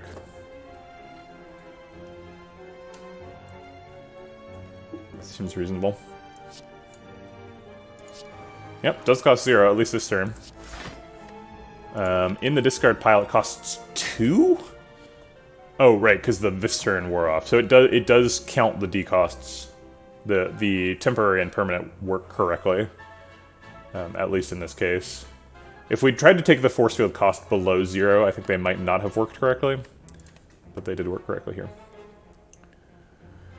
Do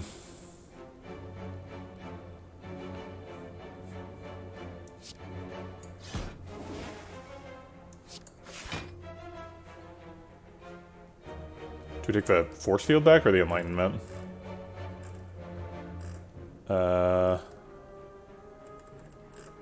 We're getting vulnerable this turn.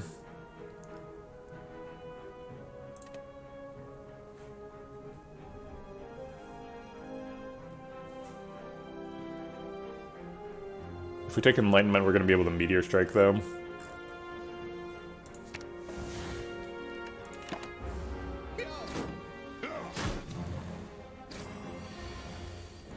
Oof, didn't get meteor strike. I guess Sweeping Beam gets it. It also does 12 damage, so he dies to the Meteor Strike.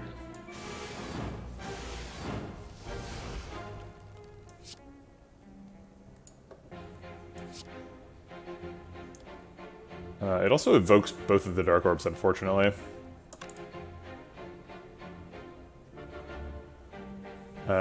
I guess I can dual cast first, which would kill him. And then Meteor Strike on him.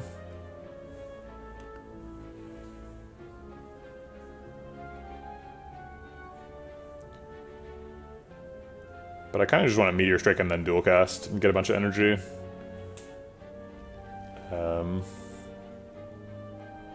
But why?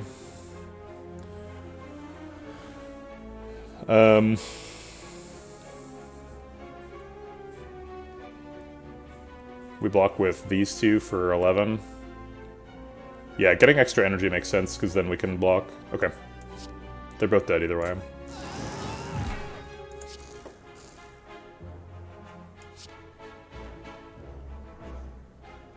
I'm gonna cool head before leap, because I don't want to redraw it. Is that true? No, I kind of do want to redraw it.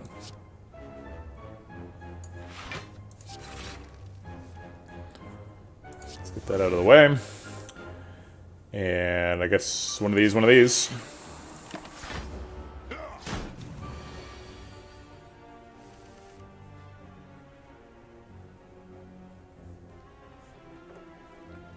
We could double energy here. Go from 7 to 12, 24 energy. Not particularly useful, but cool.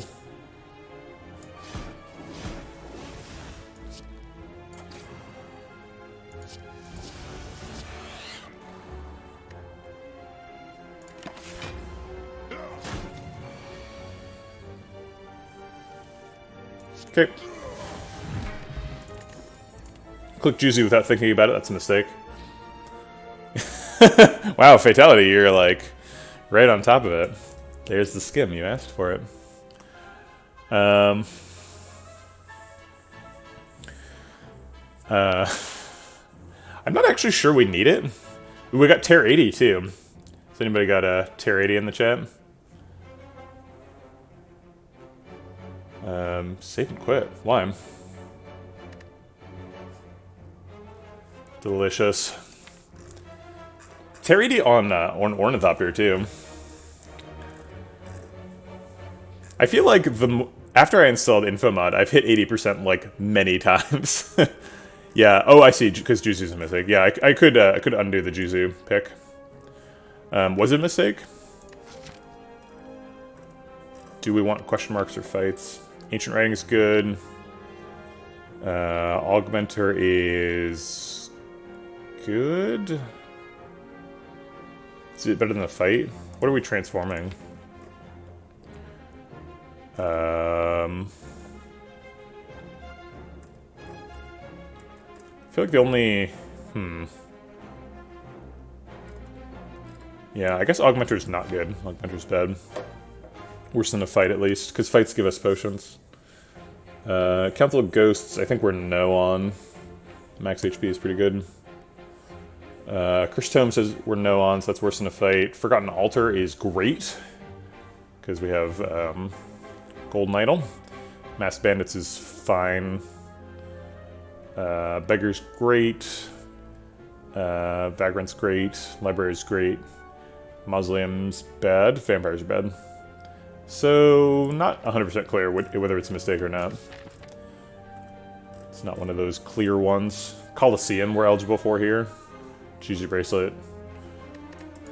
How do we think? Does it increase the chance of Colosseum, or does it not? I think it doesn't, right? Because you're either going to get an event or not. Meow?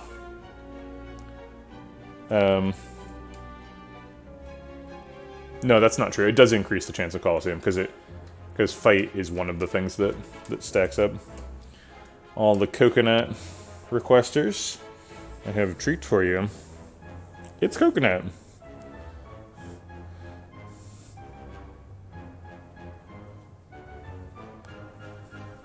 Yeah, I'm not sure if I would describe that as a bug B mod, but yeah, if an attack, like if the target you've chosen for your attack is invalid after the first card, for Echo Form and Echo Form only, you get a refund on the Echo Form proc, and you get to play. Your next card also gets Echo Formed. I'm not sure why that's the case. It does not work with Burst or with Double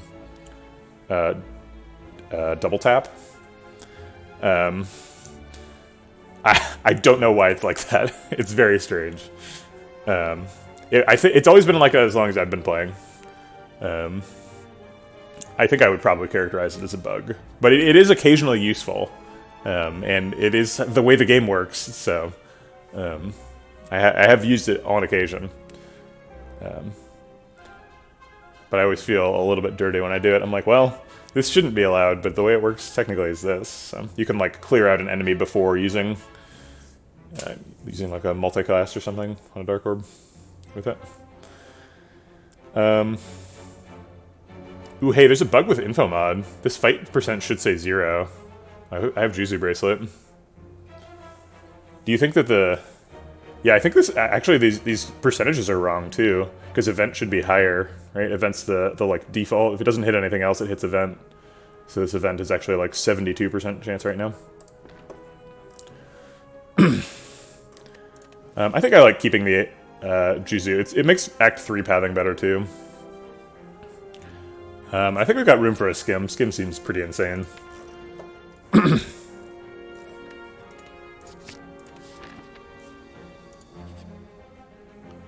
Maybe it updates when you leave this floor. Oh, it did? Huh. That's interesting. We don't have that much gold, so we could just pay them. But they've got such fancy masks. I want one.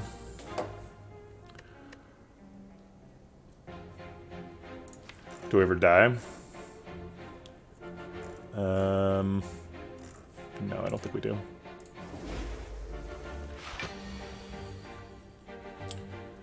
Alright, let's start with Skim.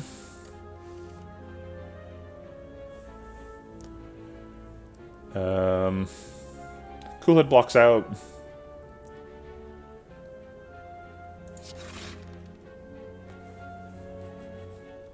Sweeping Beam for some damage. If we hit Echo Form, I'm not super upset.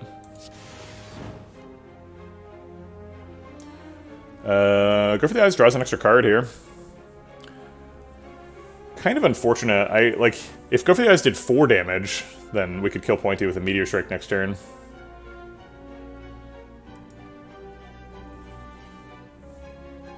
Yeah. Yeah, I said that when I was talking about the bug. It's so weird. I guess I didn't talk about Necronomicon, but it also applies to burst. If you burst a target and they die as a result of the skill, you don't get the burst back.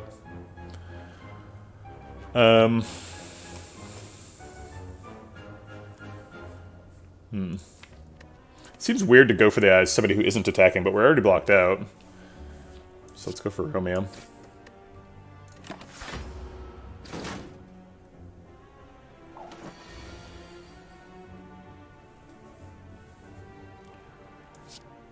Alright.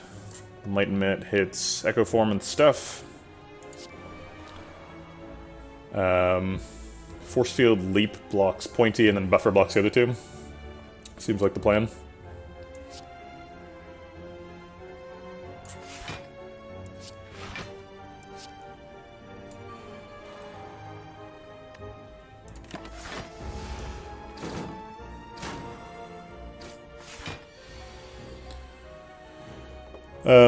Hologram, Enlightenment, Meteor Strike does the thing. I think I actually want to use the Forge Pot here. Forge Pot double energy. Actually, that gets an absurd amount of energy, doesn't it? Because then it goes... actually, I guess I don't need the Forge Pot, because double energy by itself goes to 8 here. Yeah, 4, 8. 8 should be plenty, right?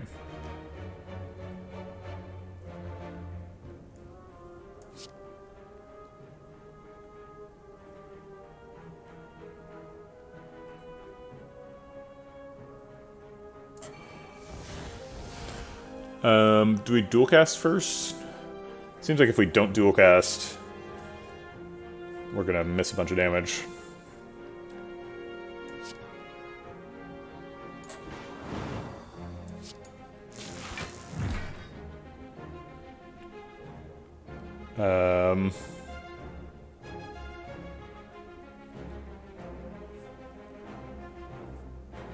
These two kill Romeo.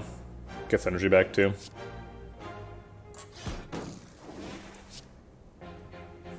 Do I want a hologram before I compile drive? Yeah, hologram into force field makes sense this turn. Or actually go for the eyes is pretty good here too. Blocks for 5. Sure. Force field says it costs 2, and I'm gonna believe it until otherwise proven. Okay, sure.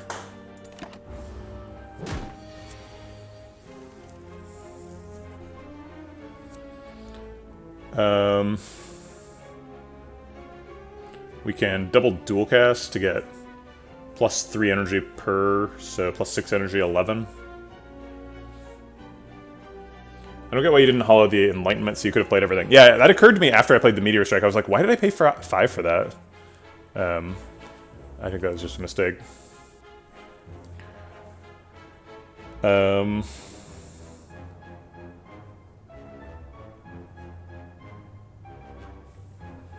we have lethal? Double Doom Gloom does 14, dual cast does 24. Yeah, it's lethal.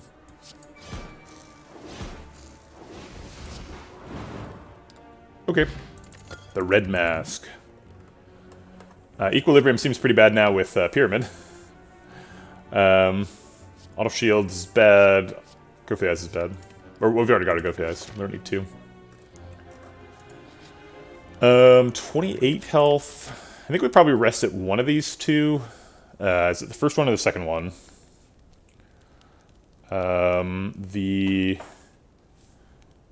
What could we see out of the chest that changes what we want to upgrade?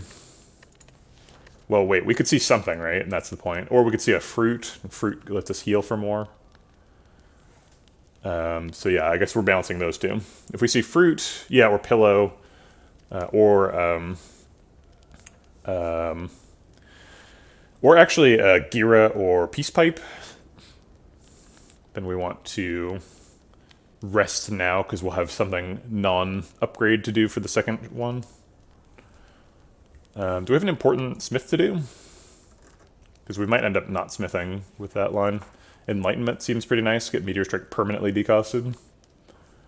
Doesn't seem super necessary. Because Enlightenment, Meteor Strike, Skim is already an infinite.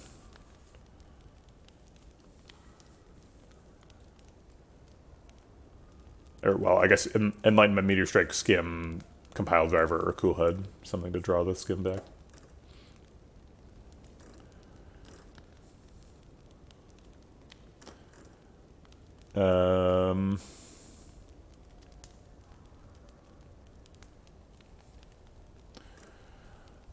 So we don't really need an upgrade. So I'm going to rest first and then maybe Peace Pipe after.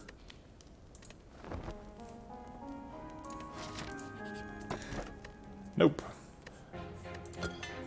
Sweet. Okay. It's probably the two best upgrades. Yeah, Swoop Moon and Compile Driver, not close. Doom and Gloom's not close either. Sweet. Yeah, that was really good, actually. Go for that. This is a huge upgrade. So is Meteor Strike. Dang. Good job, Whetstone. Okay, so it wasn't a Peace Pipe. So we're back to smithing maybe Cool Head? Or Enlightenment.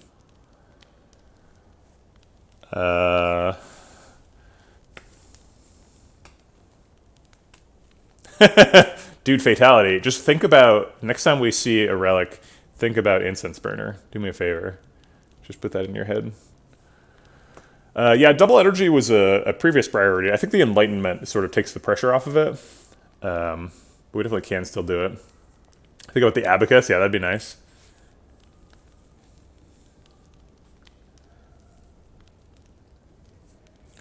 The one and only. We don't actually need Abacus to be block positive against the Heart, because Cool Head, right? Is that true? I think that is not true.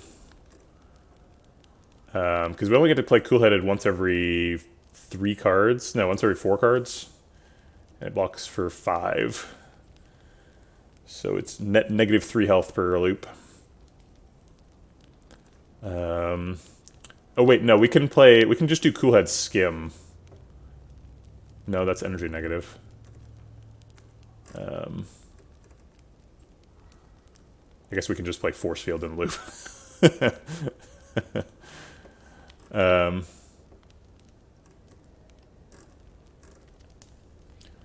But with the Echo form, I feel like Double Energy already gets us enough energy, right? It gets us 8 energy.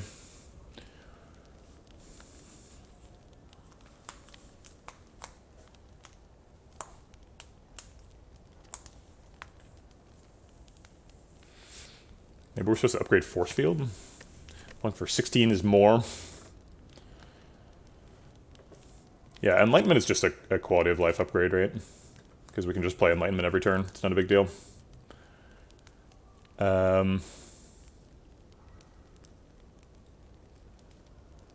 So I think it's between Cool Head and Double Energy.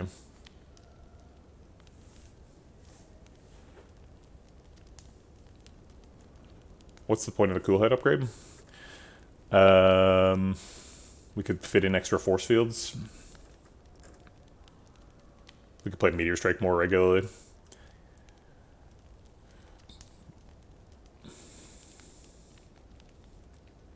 Sounds like a quality of life upgrade, whereas Double Energy like actually makes us win when we would otherwise lose. Okay.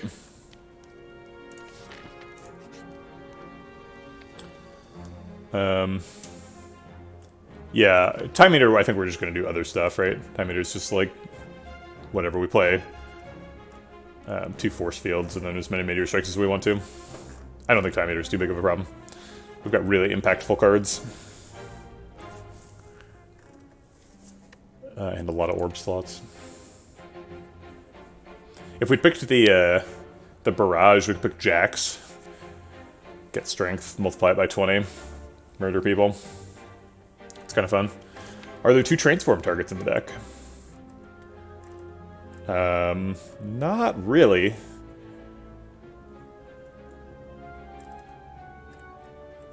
I guess if the dual cast could go, and Compile Driver or Cool Head. We don't need technically either of these now, right? Oh no, we need one of them.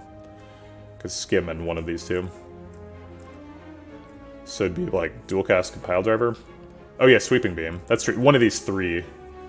These are all eligible for skim combos.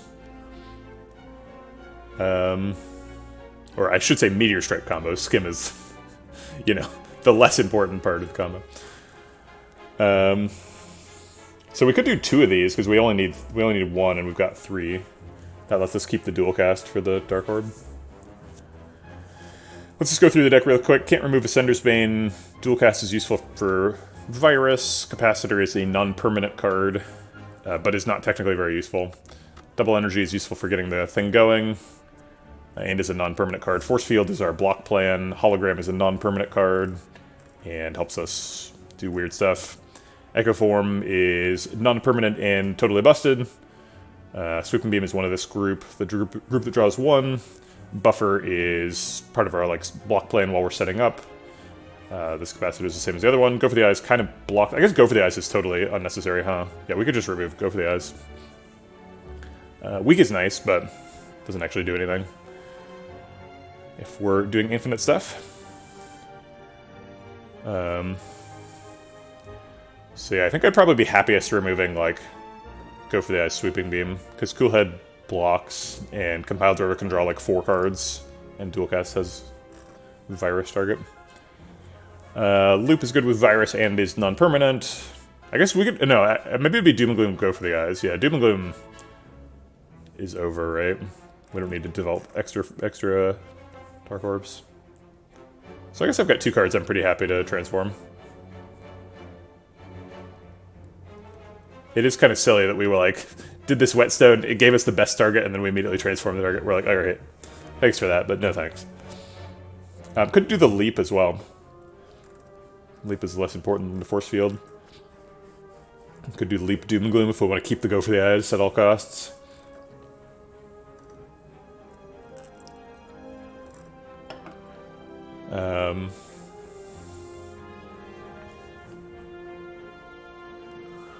So the expendable cards are Loop, Go for the Eyes, Leap, Doom and Gloom, 2 of these 3, and Dual Cast.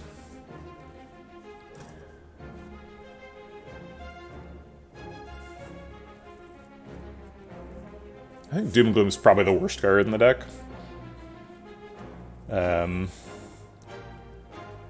Maybe followed by Sweeping Beam. Because Leap is pretty nice for early turns. Yeah. And Dual Cast is still doing quite a bit of work in the deck. I think it's probably these 2. I think this Sweeping Beam is clearly the worst of the card draw cards, right? Because Compile Driver can draw a bunch of cards, and Cool Head can upgrade to draw 2 cards as well as blocks. So this is the weakest of this, and then Doom Gloom's the worst card in the deck. So I think it's those 2. Yeah, okay. Pretty happy with that.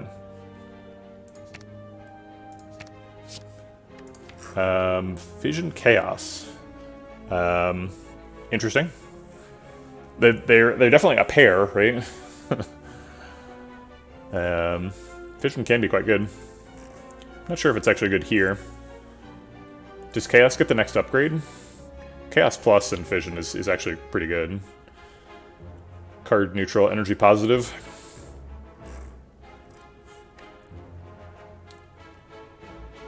It's kind of card positive too, if you think about it, because the Fission exhausts, so being able to get rid of it is kind of an advantage. Plus, with 2 capacitors, this Fission could be hitting for like 8. It's unlikely to be useful, but could happen. Pretty easy Bloody Idol there. These options are terrible. This one's great.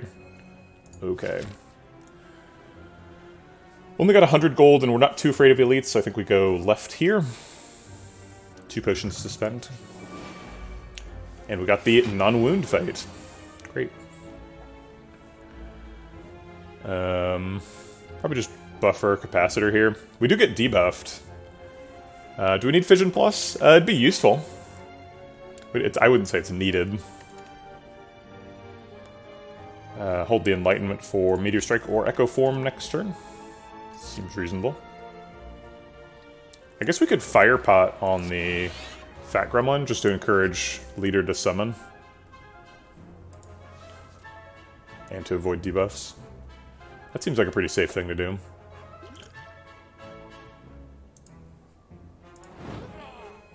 Okay.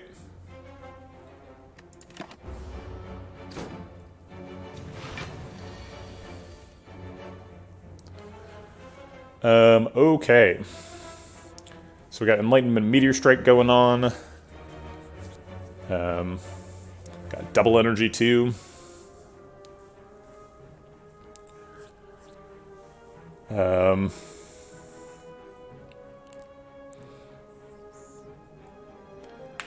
of an awkward spot for the Dark Orb.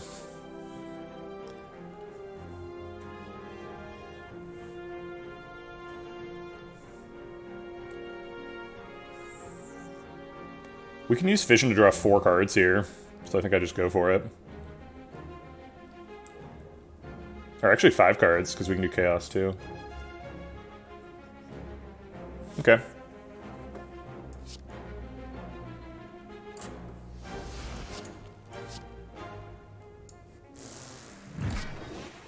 Another Dark Orb.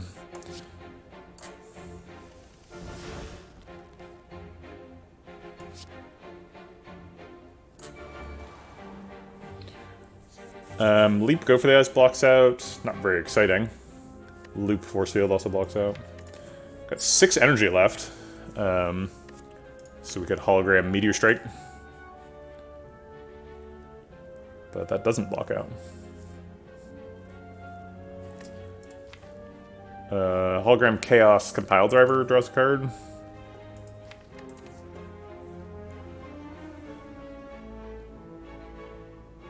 Alright, let's see it.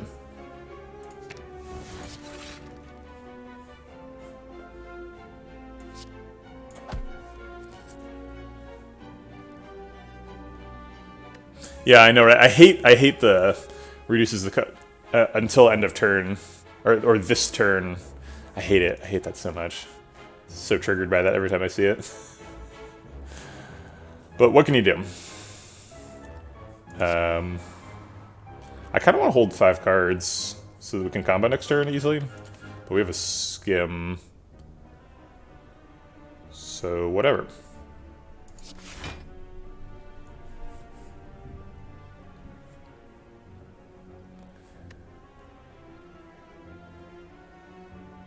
Is comboing easier if we play dual cast? Because then we can get like Meteor Strike dual cast for energy next turn. Whereas right now Meteor Strike dual cast just blocks for 10.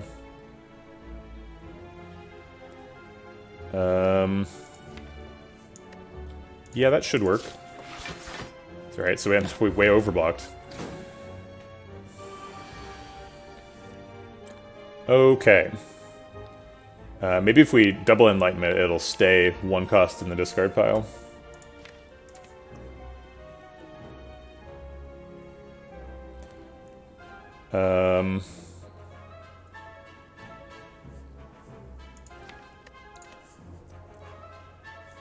I guess I want to do something twice. What do we want to do twice? So, like, go for the eyes.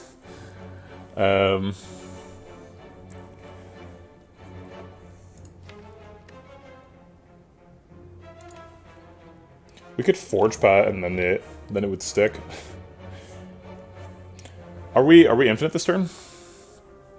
It seems like we should be.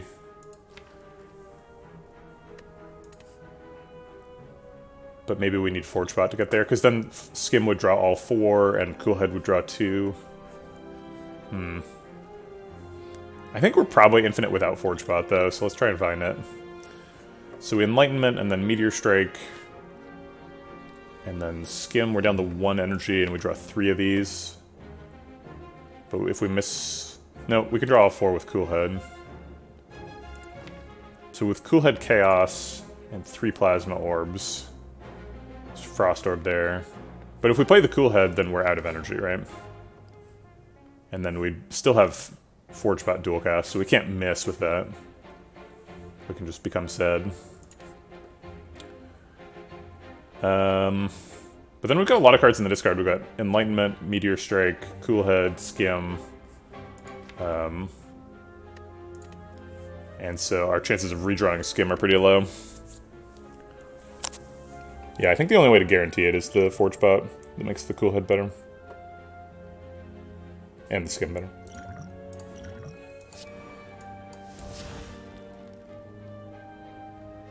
Maybe I should hit Mad Gremlin just for safety. I mean, if it's infinite, it doesn't matter what the target is, so... Might as well do the target that blocks, too.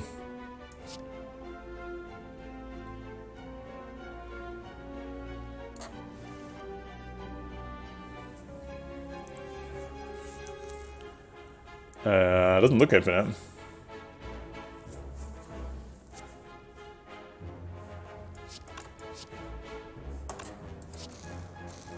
So we need this to draw a skim, basically.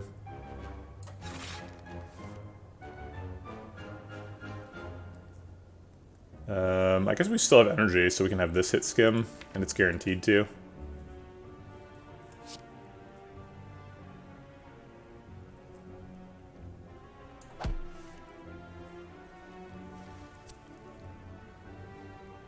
And now we have hand size problems. We can solve that with capacitor. Or sort of solve it.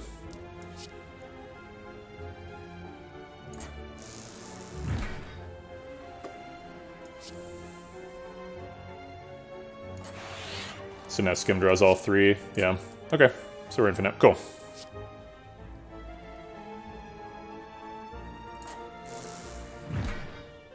Oh crap.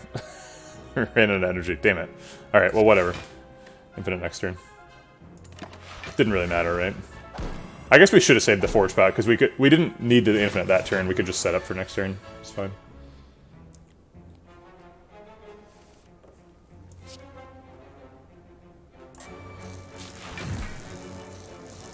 Never got to infinite. Just won too quickly. Whatever. Marbles is good. No reason to turn it down. I guess we used the forge pot and got health out of it, so it's not like a big deal. Overclock's some more draw, but it also adds burns. But we have medkit. It's a pretty limited downside for that.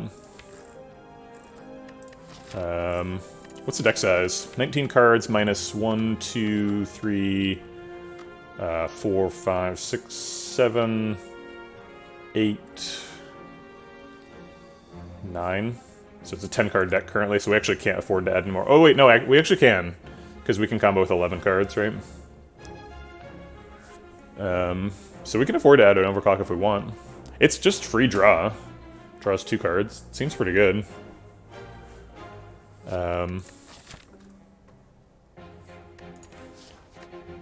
Is there a situation where this is bad? I mean, when you draw the burn, it still blocks a draw, right? So I guess overclock is kind of net neutral card draw, right? Because you have to draw it, and then you have to draw the burn, and it draws you 2 cards, so... but if we upgrade it, then it's card draw positive.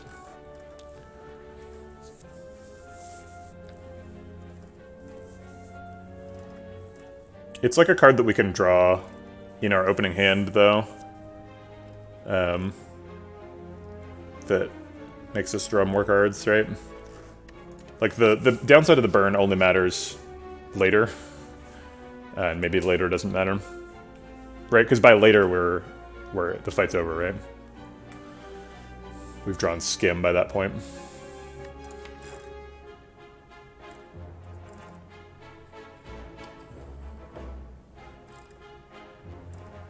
We are struggling with hand size, though, and, like, if we're trying to infinite on a turn 1, like, Ascender's Bane is not gone yet, and there's no way to make it gone.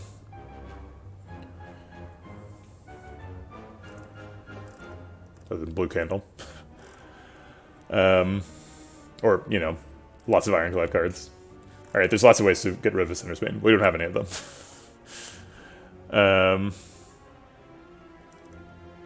I don't think we missed too much value from the strike dummy. We've only meteor striked like 6 times or something.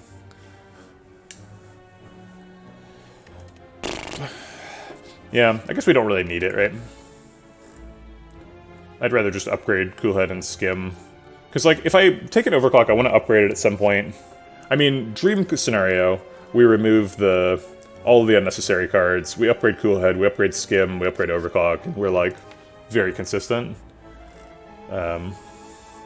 I don't know if we need to live that dream, though. I'm pretty happy just upgrading Coolhead and Skim and removing the extra cards, and we can take an overclock plus later, maybe.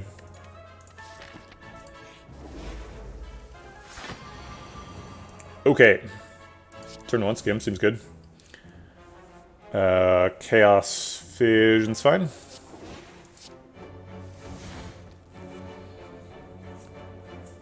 Now we just want to play a couple of cards to clear out hand room. I guess ideally we'd be doing 21 damage here too. That doesn't seem practical.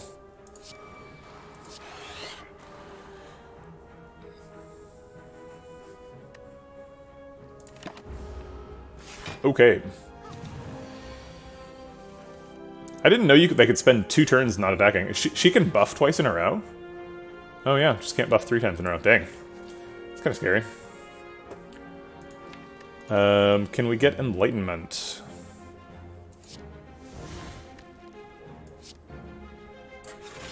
Yep.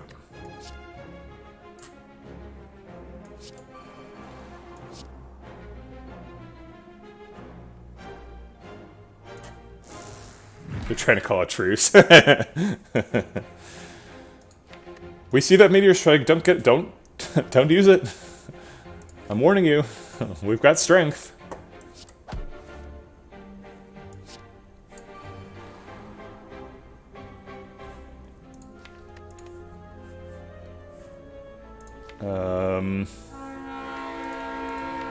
Ooh, train sounds. I guess we just hologram the skim. And then try to go infinite next turn.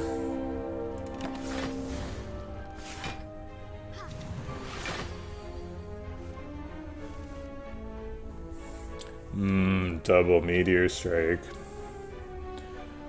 If we do that, we channel 6 plasma orbs, so we evoke, what, like 5 of them?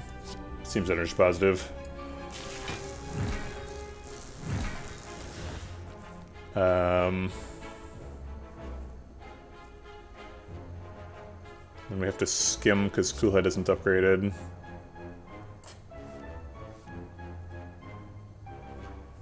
We have to Coolhead because its line does 1.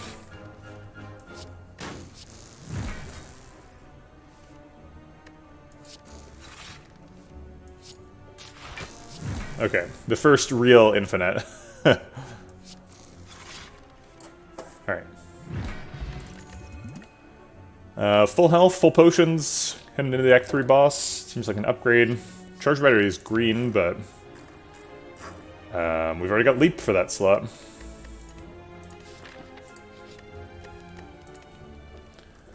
We could upgrade Fission, it does a lot more stuff. Coolhead Plus seems like a big priority. Coolhead and Skim, both quite good. But I think Coolhead's the priority because if we have Skim in hand, we probably already have an infinite. And Coolhead, that is less true. We could upgrade Enlightenment to make it less irritating to do the combo. But that doesn't seem like a high priority. We basically just need to use Enlightenment once per fight. Chaos also gets us a little bit more energy with the Fission.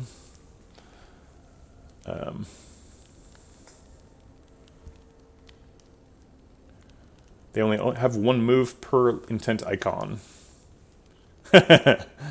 Yeah, that's true. Mystic, yeah, you can't tell what Mystic is doing based on purely her, the thing overhead. Although you know if you're... I guess it can be tricky to track, like how many times in a row she's healed. Okay. Look at those turn 1 debuffs. Getting those artifact charges off. Excellent. Good job. Chaos or Capacitor? I guess Capacitor, because that actually gets rid of a card in the deck. Whereas Chaos doesn't.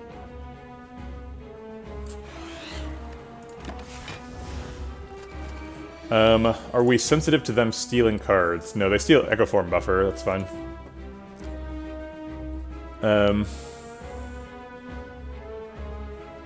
Heal an enemy and buff it now.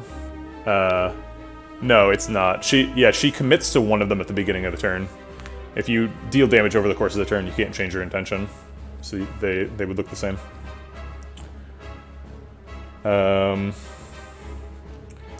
Double energy gets us up to 6, and then we can like Meteor Strike and Fission to draw 5 cards. We also have Enlightenment and Meteor Strike, so we can get way more energy than that. Seems great.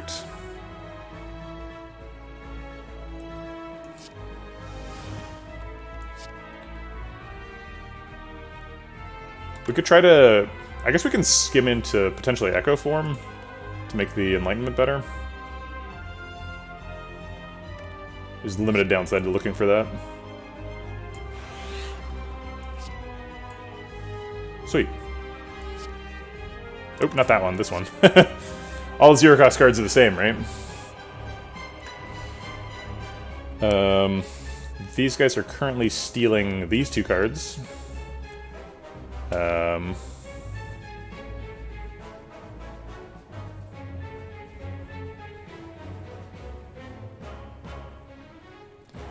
Well, yeah. No, it does obscure information. I mean, unless you're following... If you know what she's done the last 2 turns, then you can tell what she's doing now. But you can't tell just from the icon. It does obscure information. I mean, I don't know. Depends on how you think about it, right? But...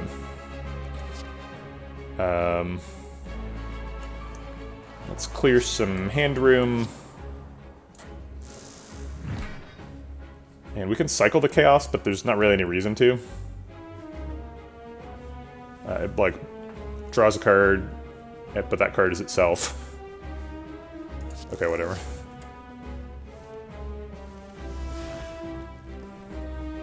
Okay. Skim draws 3 here. So we're going to be relying on Coolhead, I think, to follow up.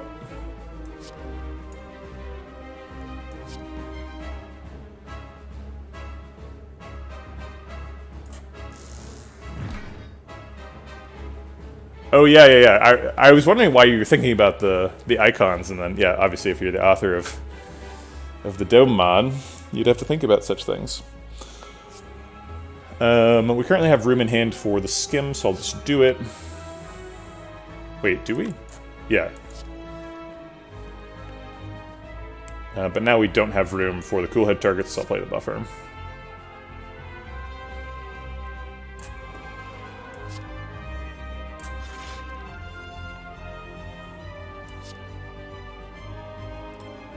We have to mix a dual cast in here or else we run out of energy.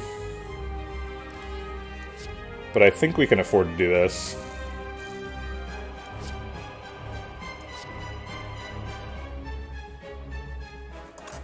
Do we skim now?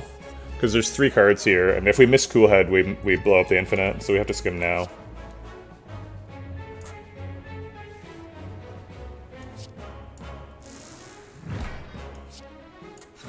Okay, yeah, pretty sure we're infinite now.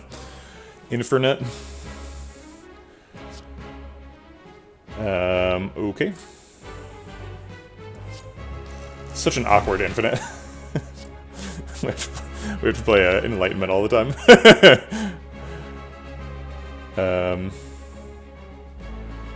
So this time we have to play Enlightenment Cool-Headed. Man, this one's really keeping me on my toes. It's different every time you draw it.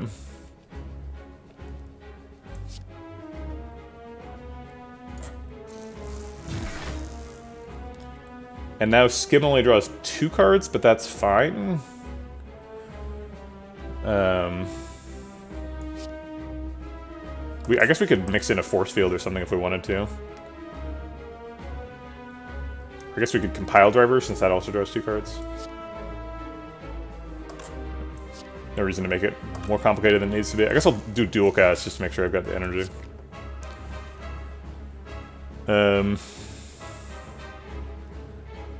So now we Meteor Strike and Coolhead. Wait, this is a 5-cast Meteor Strike, we don't want to do that.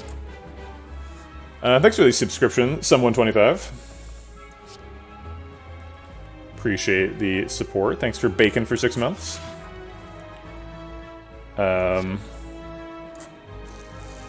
Wait, I'm making this more energy positive than it needs to be. We don't have to play Enlightenment every time. We can just play Meteor Strike, Coolhead, Meteor Strike, Skim, right?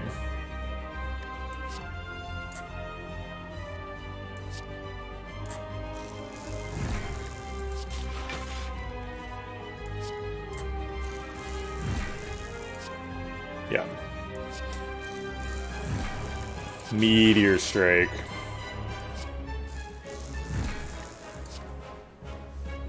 Would the deck be better without the capacitors? Yeah.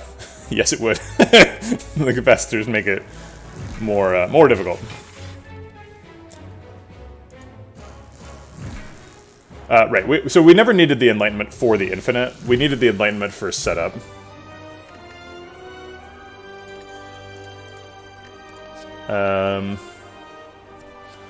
Okay.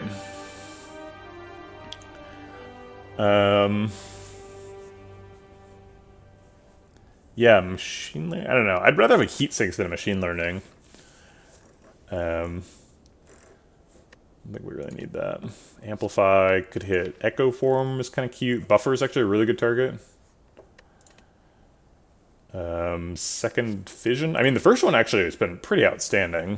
I didn't think Fission was going to be that good when I picked it, but then it drew 6 cards in 2 consecutive fights, and I was like, hold on. This card's pulling some weight here. I don't know if I want 2 of them, though. If you have 2 of them, one of them can actually whiff, right? Because we have 1 guaranteed orb, but we don't really have necessarily 2 guaranteed orbs. We're likely to have 2 orbs, but I'd rather just feed all the like one-time use orbs, like the Chaos and the Cool-Headed and the Dark Orb to the 1 Fission. I don't really want the second one. So I think we skip here. I don't think Amplify is really changing anything about the deck. And Machine Learning's slow.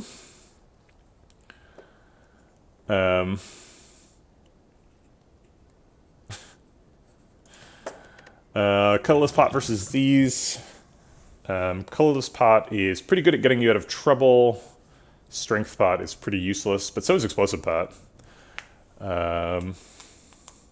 We pretty much only attack with like Meteor Strike, and I guess Compile Driver. So I guess Explosive Pot's better than Strength Pot.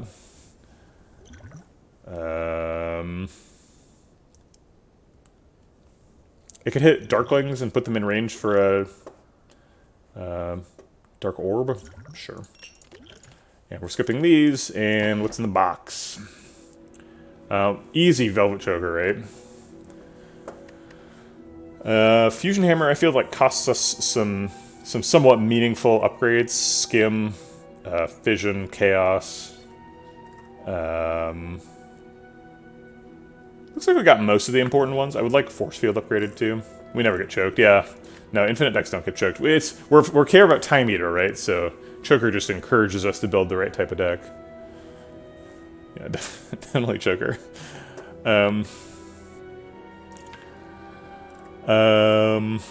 Astrolabe. Doesn't seem like there's a ton of good targets for Astrolabe. We could do one of the Double Energy or Enlightenment Gang. We don't need both of them, technically. We could do Compile Driver, or like Capacitors, or Hologram. No, Evil Cod, we're all making jokes. Choker would absolutely murder us here. Dude, yeah, this is a terrible situation for Choker, we're never picking it. The Leap can go.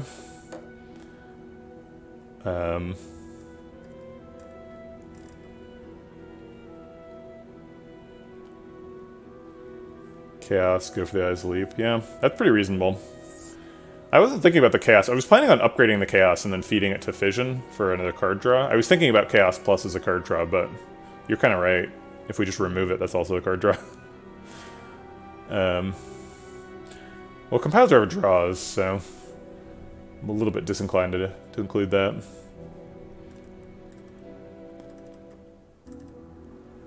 Chaos Plus actually Adrenaline. Dude, I wish. I think Chaos... Okay, so Chaos minus is fine. Chaos Plus should channel 1 random orb, draw a card, and randomize its cost. Just, like, do more random stuff. The upgrade for Chaos is too organized. It just makes the number 1 bigger. That's what you would expect. Chaos should come out of nowhere. Do something weird. I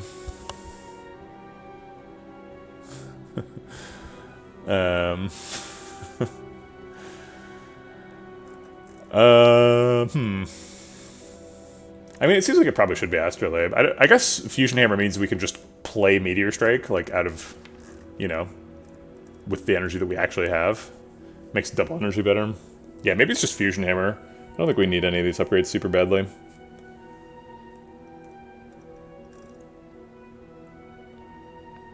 Yeah, what would we even upgrade here? I guess like Skim. Skim's the next upgrade.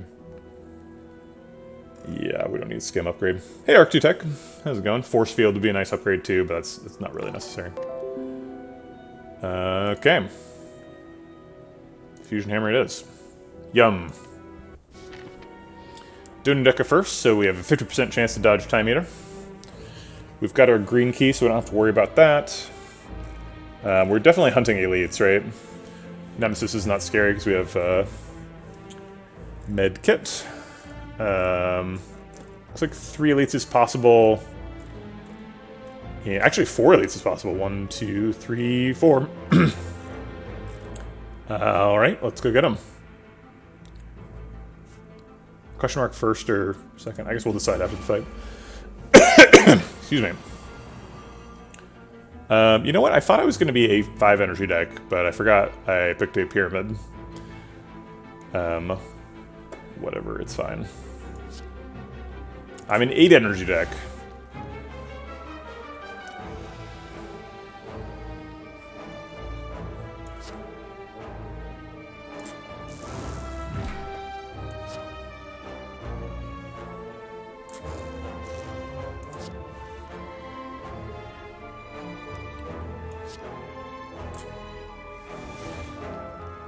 Darn.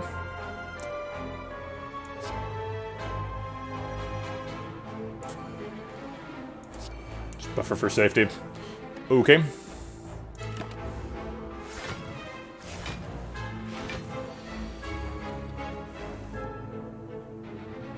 Alright, so we block these 2 for free, and then we could kill him. For free.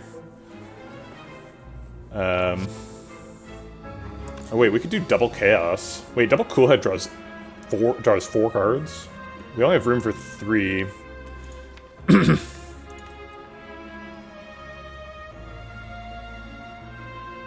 Yes, sorry Symbiotic Virus.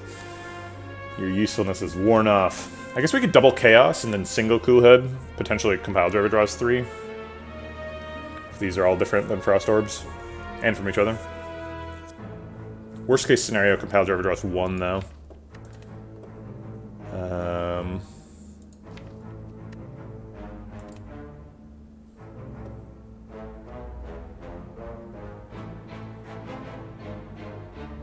Let's just have Coolhead draw 4. Alright, I guess I should say 3, but... I want the hologram to go get Meteor Strike. And I have Enlightenment in hand, so I'm just gonna do that. I was gonna talk myself out of it, and then I was like, nope, don't do that. Meteor Strike is fine here. Go for the Eyes makes him get blocked by our armor, so we would just lose 1 buffer. I guess Go for the Eyes and Force Field blocks out. Sick.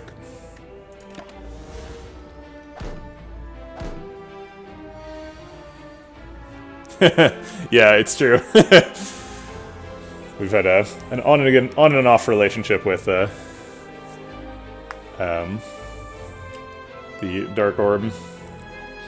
Double Meteor Strike seems good. Kapow pow.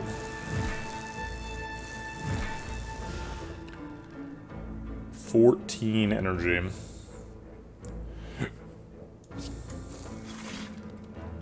Okay, we got our Skim, so presumably we're infinite.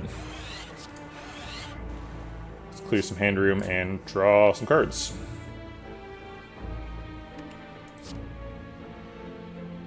Looks like this is one of those infinites where we don't really get to savor it, because now the fight's over.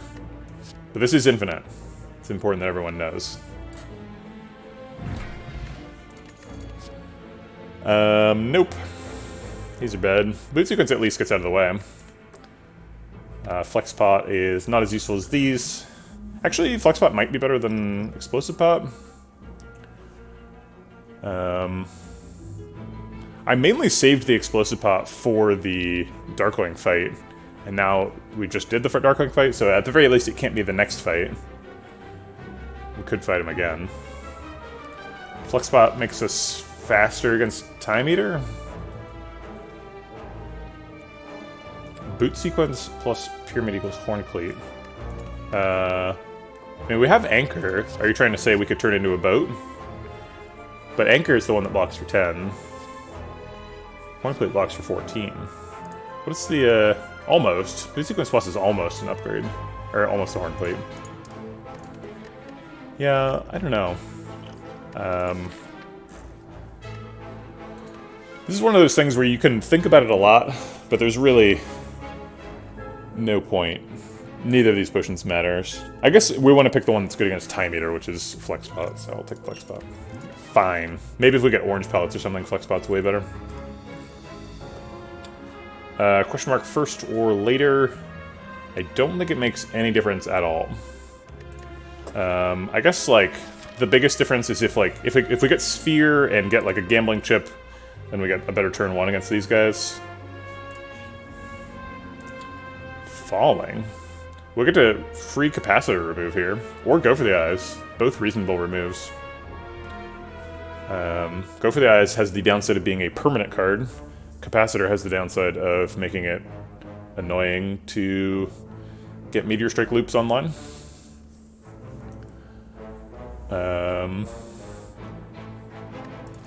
Yeah, I mean, we're at the point where we can infinite without really caring about whether cards are permanent or not. So I think we'll just lose a capacitor. Thanks, Falling. Alright, last easy pool fight here. Do we double energy now, or are we not that confident that we're gonna get stuff to do this turn?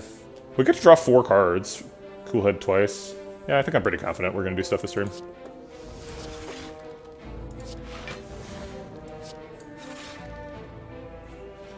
I guess that's stuff.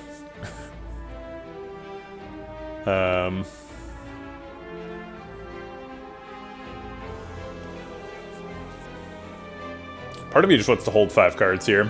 Just play Capacitor and end turn.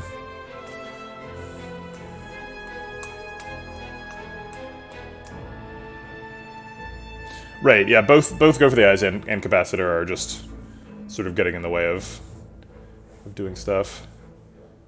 In the same way, right? They're both blocking hand size the same amount. I guess I could just play Meteor Strike. He's vulnerable this turn, does 45 damage. Gets us energy for next turn. I don't see any reason not to. I guess it takes away our block for next turn, but we have to, like, Go for the Eyes leap, so...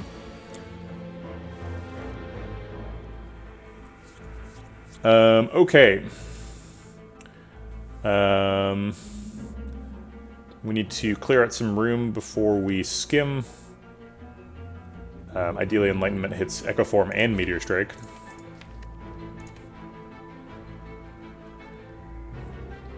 So this clears some room.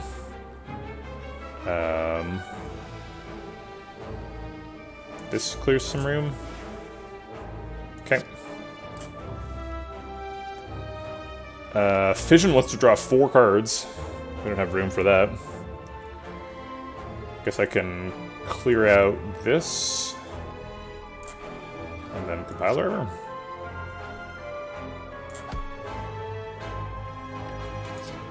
Birds are Kronger. Nobody wants those. Alright,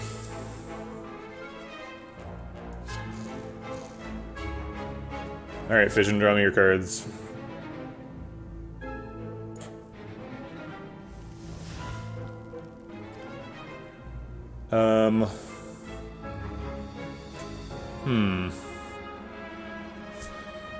Four cards here. We kind of need Skim to be in the top 3 of them. If we want to infinite.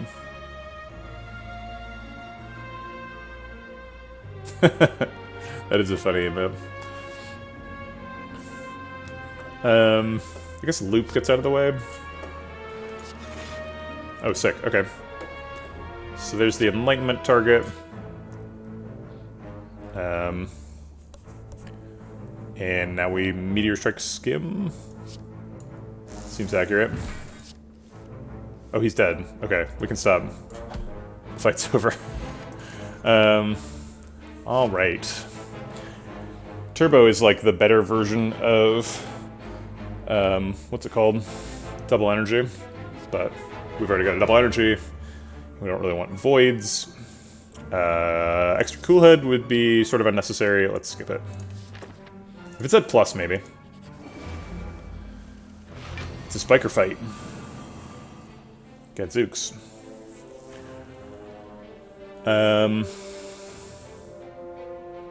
Let's start with cool head to block, and then I guess play Echo Form. Maybe I was supposed to skim for better stuff there. But we're already healing to full at the end of the fight with Blood Idol. It's not a big deal. No, we have a spiker solution. We generate infinite block with, I thought we did with Cool Head, but I guess we don't. Yeah, we were planning on Cool Head Fusion, but we have, we don't have Fusion. We have the other one. I think we'll find a way through it.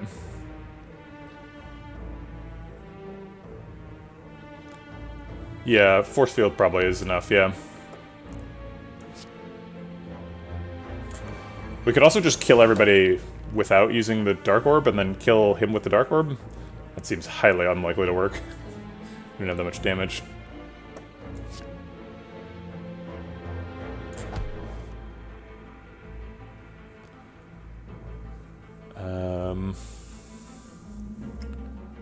Let's just get these out of hand.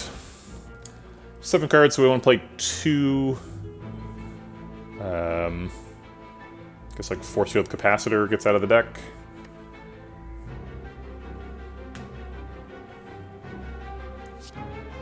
Or we could do Capacitor and Force Field. Then we have extra energy for something else.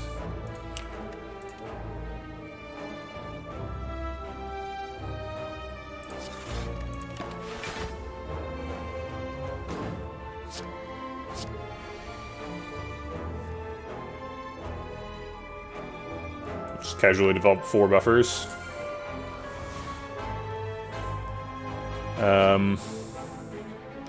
We're just using a buffer to block Exploder. I don't think we can block for 30 very practically.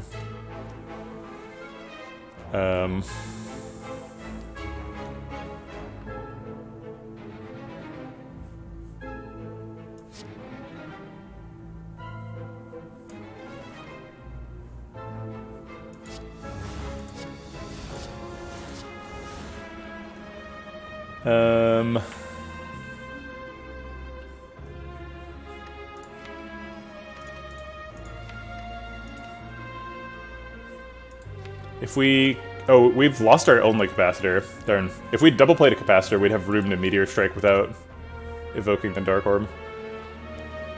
Yeah, I mean, Dualcast would kill Exploder. I was hoping to put the Dark Orb on the Spiker, but I think that's probably not realistic. Maybe if we can block out enough that we can Meteor Strike him. Yeah, if we Meteor Strike him once, then he's the lowest health target, right?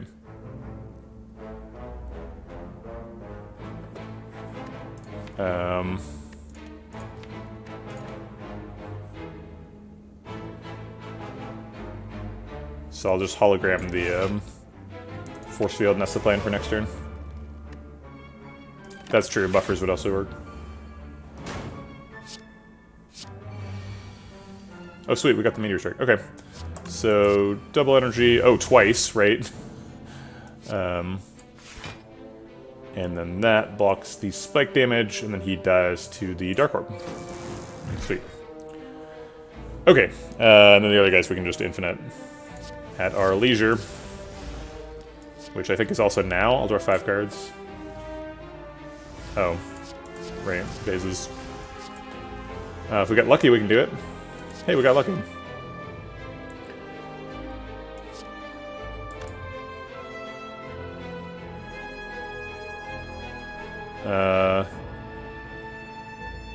This draws 1 of 2 cards, but they both draw, so we should just do now.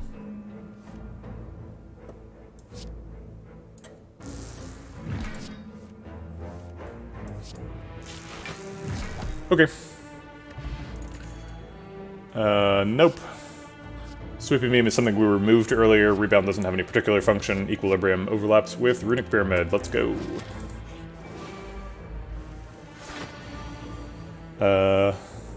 Taking 2 is fine. We can take 5 per fight, because Bloody Idol. So I will take 2. We do really want to avoid getting cursed in this fight, though. Do we play the Capacitor?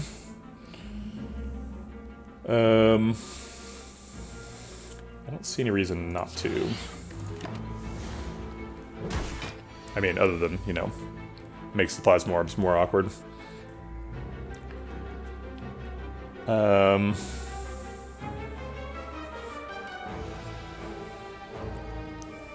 So we can block for 24 with Force Field, double Force Field.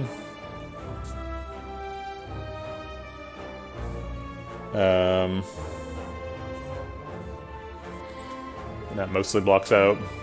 I don't even want to hit him at all until we're comboing, because we have such few attacks.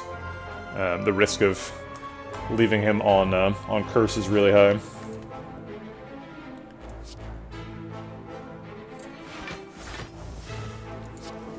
I was hoping for a Frost Orb, but I'll take it.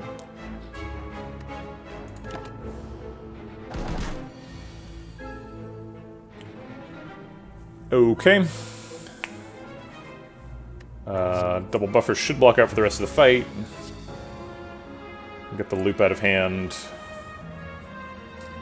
And if we Fission, are we infinite now? We have Skim in hand. Probably should have double energied first if I was going to do this now.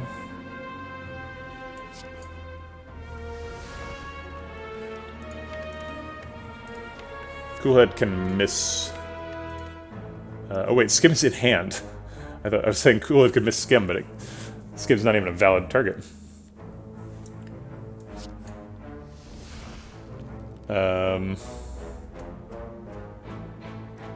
So if we Skim now, we draw a full hand. Feels like an infinite. And then it's like...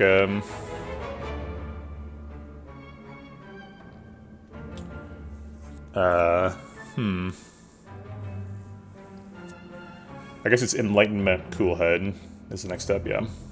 That should be good. Okay.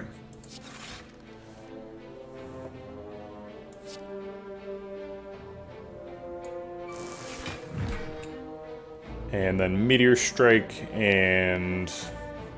do we do dual cast? If we dual cast Skim, we draw all the cards. We've got 1 energy left. We dual cast with the energy.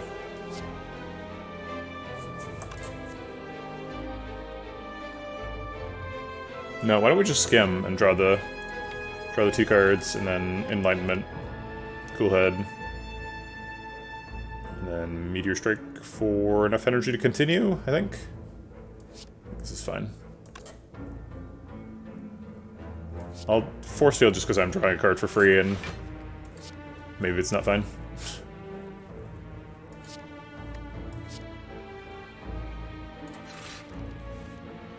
So 1 energy left. Meteor Strike makes it 4. Did you buy the Enlightenment from a shop? Yes, I did.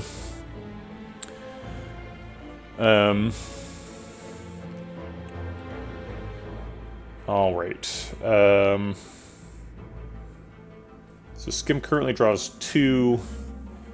We can do the Force Field for free thing again if we want, but it's probably not necessary. And then Enlightenment Coolhead. And then Meteor Strike should generate enough energy that we can just stop playing the Enlightenment.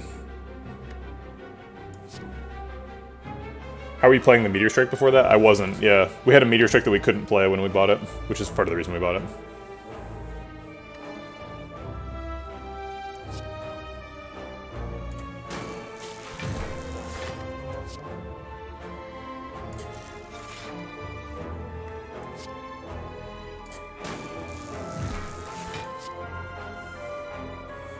I'm always worried this is going to break.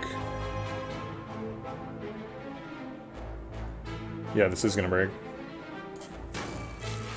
But will he survive it? No, he will not. Oh wait, no, it's not breaking. Yeah, alright, whatever. Tricky, tricky, tricky. We talked about this being a Tempest deck on floor 0. Hasn't really worked out that way. We skipped a recycle like 20 floors ago. Recycle Tempest is kind of sick. We do have a lot of energy sometimes.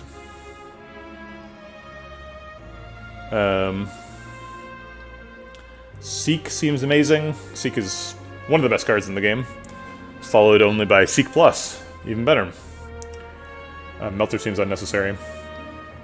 There are some situations occasionally where you'll skip a Seek, but I don't think this is one of them. Alright. Nightmare would like a word. As the best card in the game?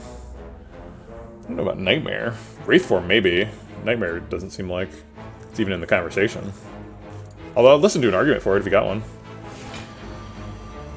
Vault's insane. Lots of card draw in hand. I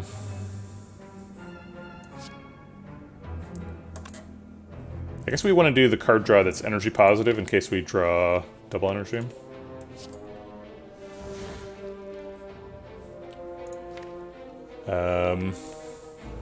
Oh wait, now I can't compile drawer. Damn it. So I have Seek. I also have Skim Hologram. I could Seek for double energy right now. Skim Hologram is presumably going to draw all the cards we need. Yeah, let's Seek for double energy.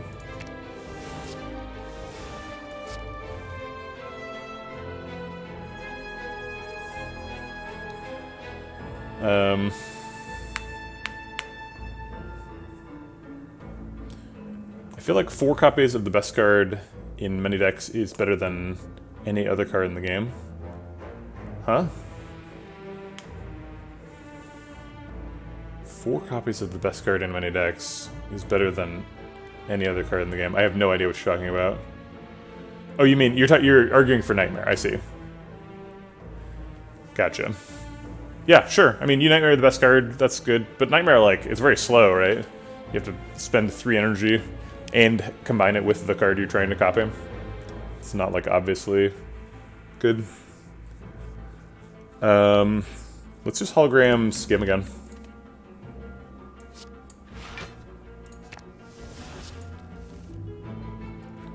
Got Enlightenment, Echo Form, Meteor Strike. Seems like what we're trying to do with the deck. I'm gonna go ahead and hit the daggers first. As much as like we can avoid wounds, or we can deal with wounds. I don't really want them though.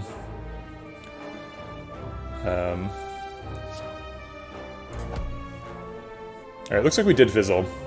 It's too bad.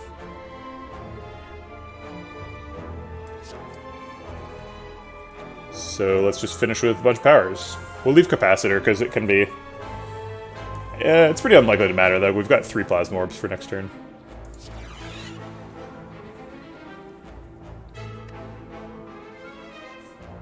Should be able to combo next turn, even through the wound.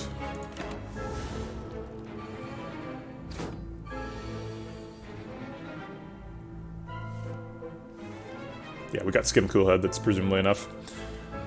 We're doing something twice. Dual cast twice is a lot of energy. Sounds good to me.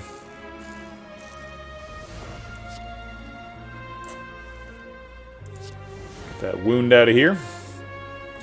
With 15 energy, I don't think we need to worry about the intermediate steps of the combo. I think we can just go straight to the fun part. Oops, crap. I almost messed it up. But now we can draw the Skim with this.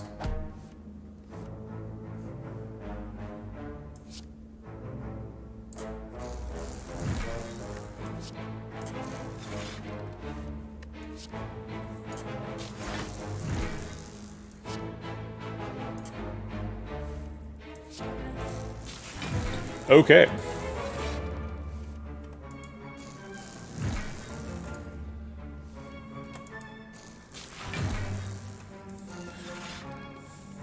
Vault can be not amazing. I wouldn't say Vault is ever a curse, but it can interact poorly with like boat relics, for example. Where it's like, oh, I need to... Oh, wow, there's a mummified hand here. Okay, sure. Why not? Yeah, like if you have specific good turns and you draw like 2 vaults, then it's like shit. Like I lose the value from my captain's wheel or whatever.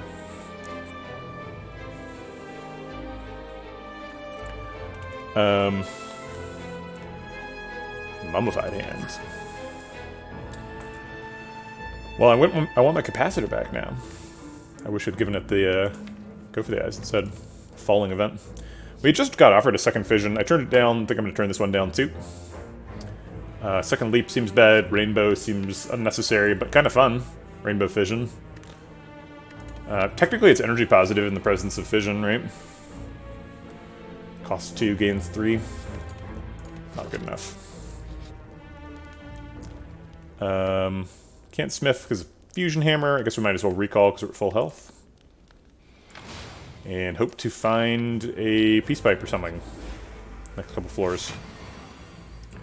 Okay, no burns from Nemesis. He's taking it easy on us. We have Enlightenment Echoform Meteor Strike, so we're probably doing that.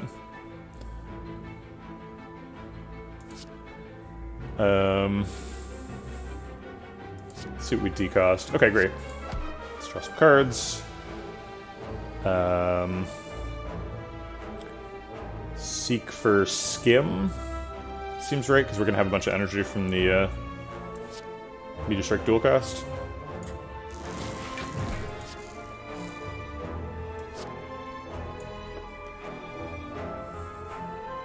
Maybe we do need this Skim upgraded. I guess it's too late now, because we fusion hammered, but... Alright.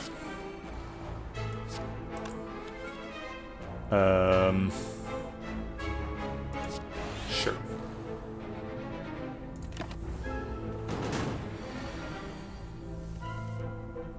Alright, he's not burning this turn, which is great. It means we're not forced to combo him while he's burning, which can happen sometimes. I will take 1 million energy, please.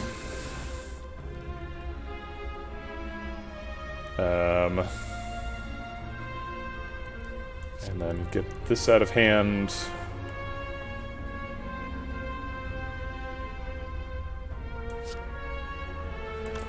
Hologram Skim does some stuff. Let's see what it does.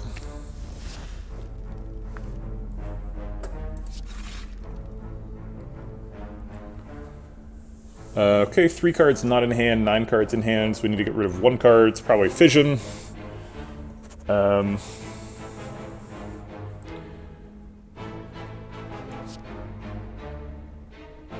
Sure.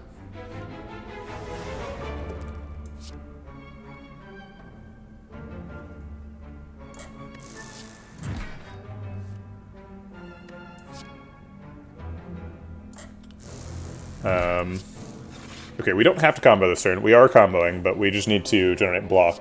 Is the actual goal here.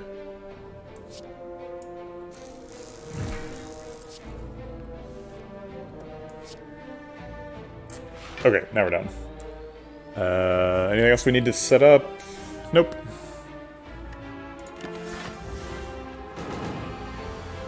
Alright, now he's trying to burn, but we're not gonna let him. Yeah, as much as I want to play a Meteor Strike 136 times, it's a relief to not have to.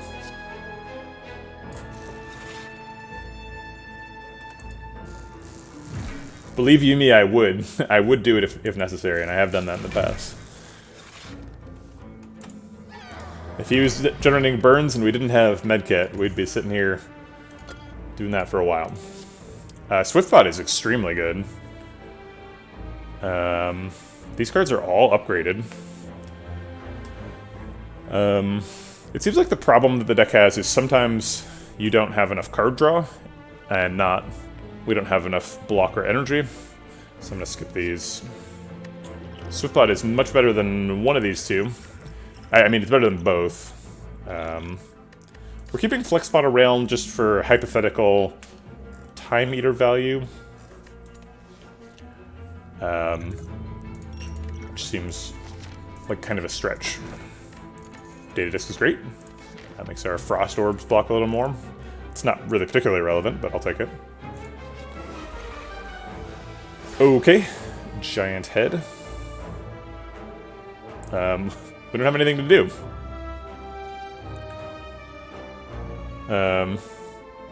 If it doesn't age your soul watching it happen. Yeah, seriously. Ooh, man. This is theoretically card positive with fusion later. I don't know. I guess we have Enlightenment Meteor Strike. We can just get him now. I guess having the Plasma Orbs developed makes it more likely we infinite next turn.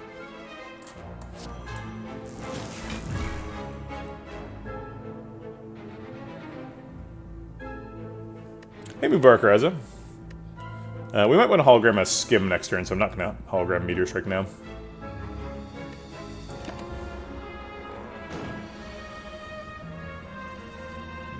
Okay. Our only draw here is Compile Driver. We can just block him with whatever we want. Hologram Force Field does it. Alright, well, let's take it slow then.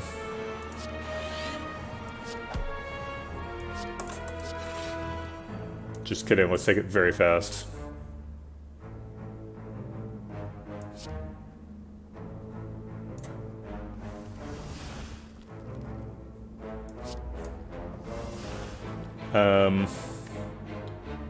Skim draws 3, we have room for that in hand, gets us a Seek and Shuffles.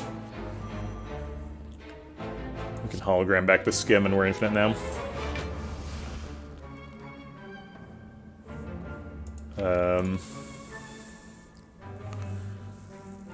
So we need to clear some room out of hand. I want to get like the Echo Form developed. I guess we'll just...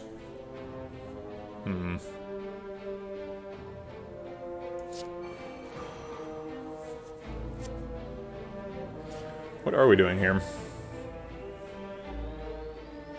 We could Skim now for 2 cards, but we really need to draw 3. If we draw 3, we can't miss card draw.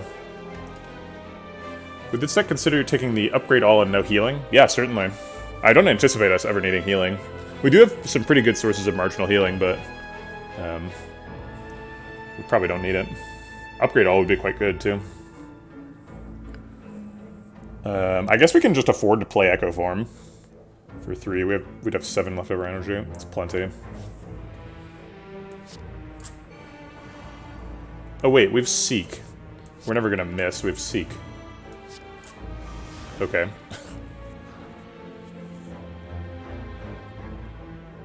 If we're Meteor Strike Coolhead, we can still dual cast because it's upgraded. Or I guess we just Enlightenment Coolhead. Yeah. Almost forgot how to get the thing started. I've started up this engine before. Also, dual cast would hit a Frost Orb there. That doesn't work.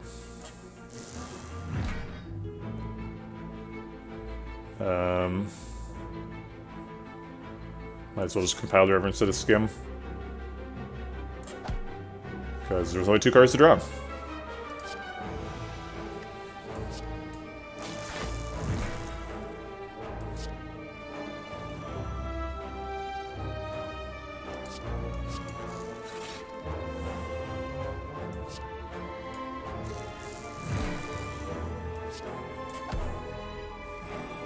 Okay, so now we can just do the normal loop.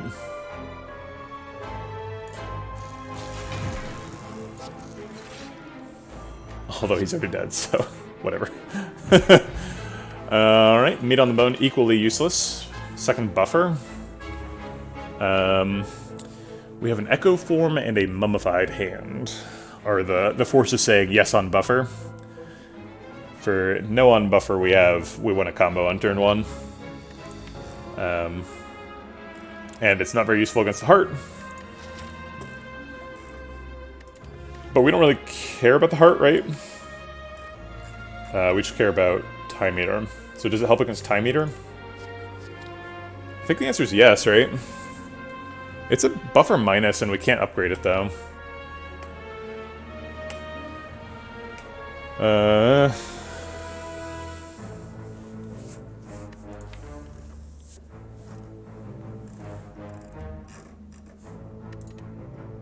skip it.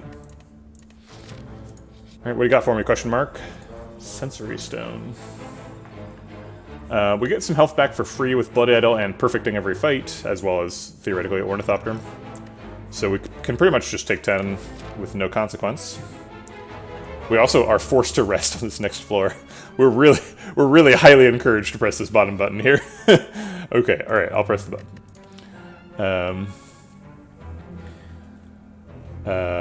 Nope. Purity. It's not necessary, but it's kind of fun.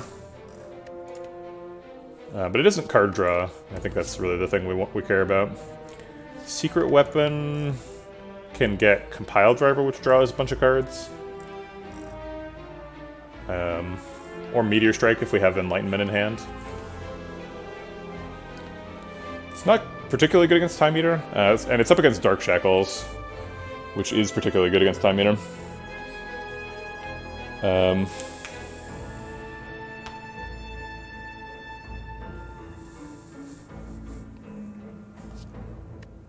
Dark Shackles is not card draw, though.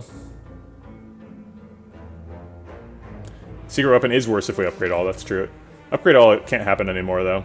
We're out of question marks. Are we fighting this elite or going to this shop? Extra card remove seems pretty good. Actually, it might be required if we want to hold the Dark Shackles. I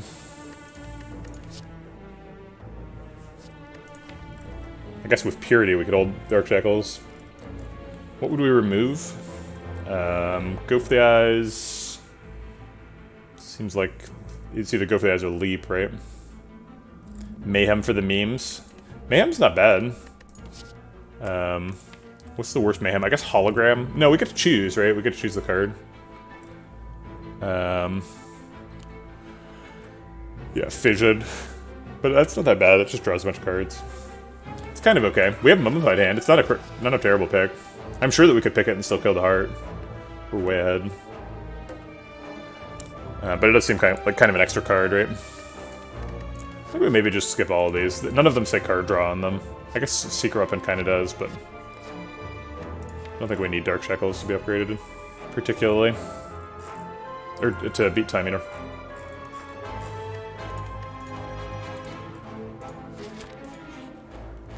Alright, Forced Rest.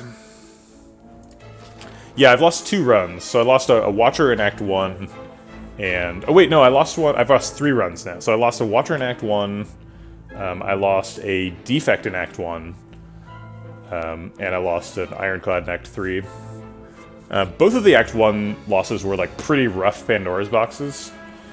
But I definitely messed up the Ironclad that made it Act 3. That one's on me.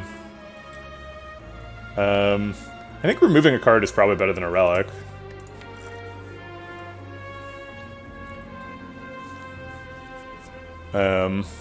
Removing Chaos would be nice. But Leap also.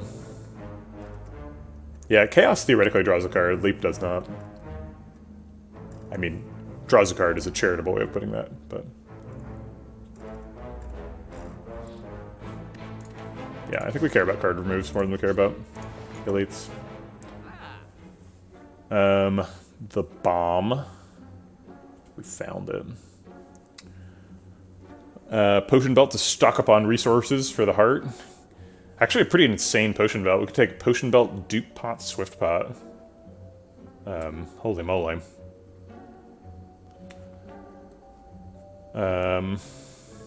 Prismatic shard, so that the Spire elites have an extra target. Oh wait, we're playing Defect.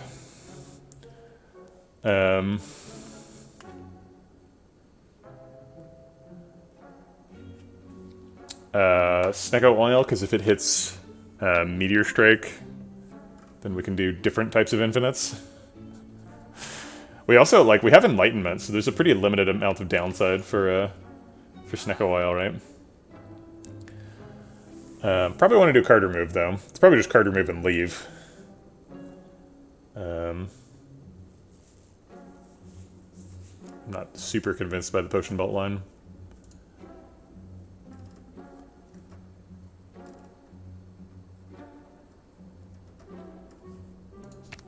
Okay.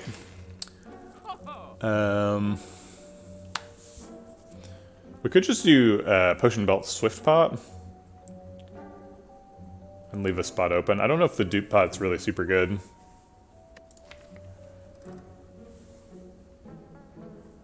I guess dupe pot and Echo Form on loop could kill Time Eater with the Dark Orb. Be a lot of looping. But we're just killing Time Eater with Meteor Strike. We clearly don't, like, actually care about Time Eater, right? Jerry wants the shard. There's, like, literally no justification for it, though, right? Like, we wouldn't even want, like, Corruption. Barricade, I don't know. There's lots of good stuff. Vault, yeah, sure. That's fair.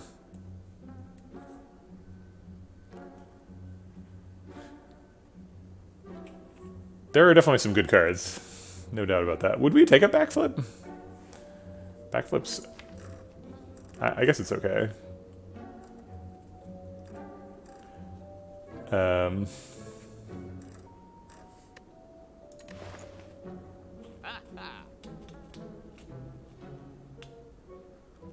I mean, sure.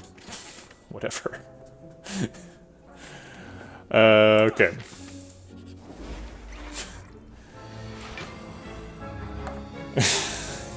You talked me into it. Alright, Chaos Vision. What do we got? Does Hologram go into cards? Coolhead does.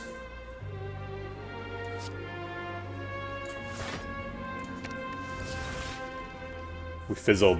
Drat. Alright, we still get Echo Form down. Oh wait, Compound Arbor still draws. I think we can't get it though now anymore. I think we're too low.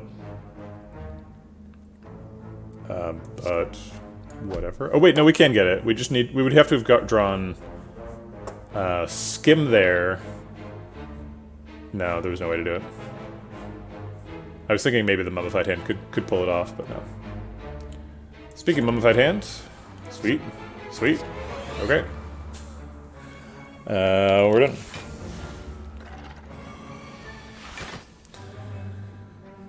The worst Seek is a Seek on an empty deck. I'll just take 1 million energy, please. And draw all the cards. And then do the thing.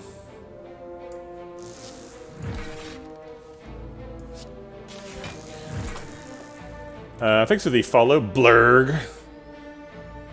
Blur Laharg. Blurg. Appreciate the support. Welcome to the Vegetable Patch. It's true, being weak makes this take slightly longer.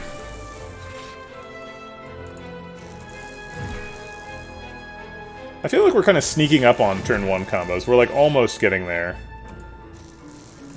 I don't think we've ever turn 1'd this so far. We're getting close. We're like a card remove and a second Skim away.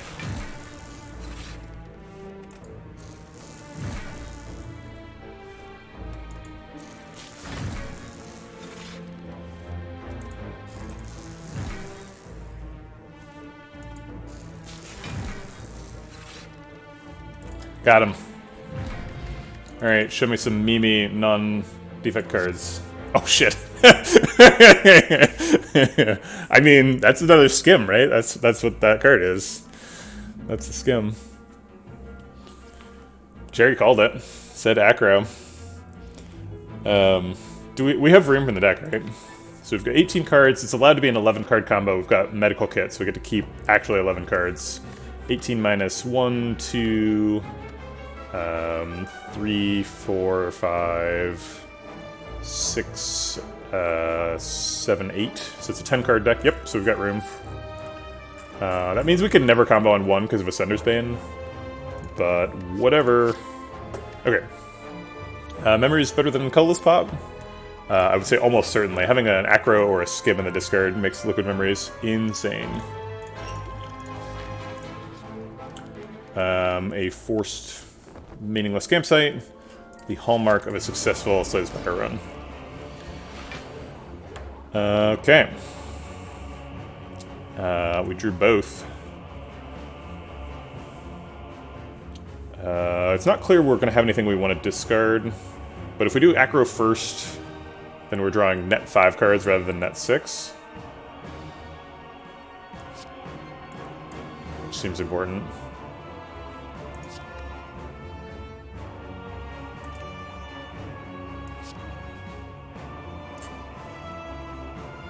We could seek for double energy. And then Cool Head and Hologram with Skim. I think we're probably getting there soon.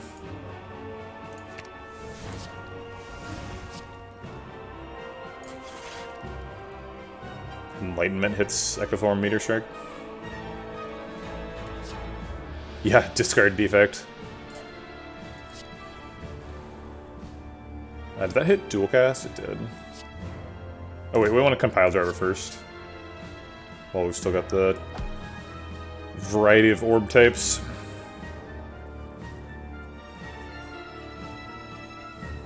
I want Vision to draw 3 cards. Somebody feed it the Plasma Orbs.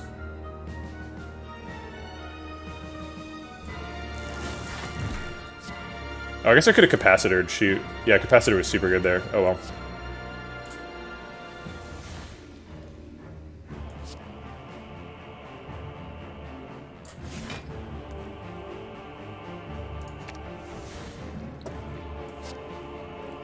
So we have to hit Acrobatic just to go off here.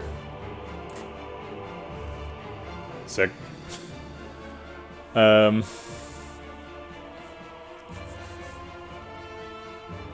have Enlightenment. Enlightenment actually hits a couple of things here. Buffer and Force Field as well.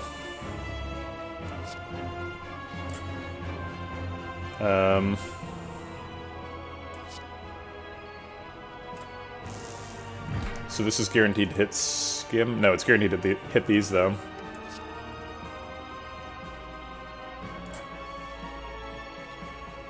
Let's see, what do we discard? It's important we don't do Force Field or Buffer because they have temporary cost increases, or cost decreases. Same with Dual Cast. So I guess the odd man out is Capacitor.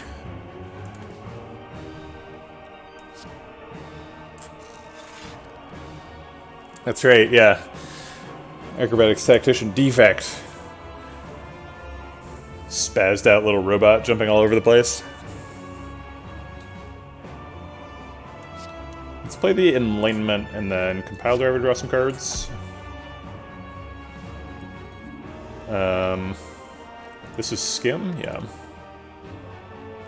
So we need to clear out some room.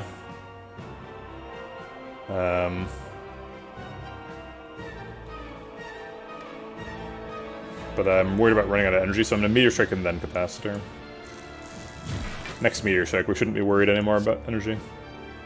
I guess I'll just not play Capacitor. Just in case. We've already blocked out this turn, so loop, I guess. No reason not to play zero cost powers.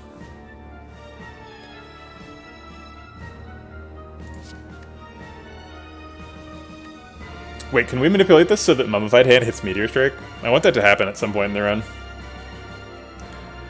Chat totally saved this run.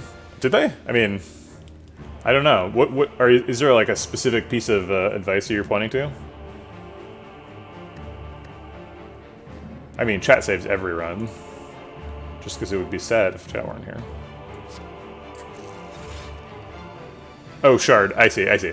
Yeah, yeah, of course.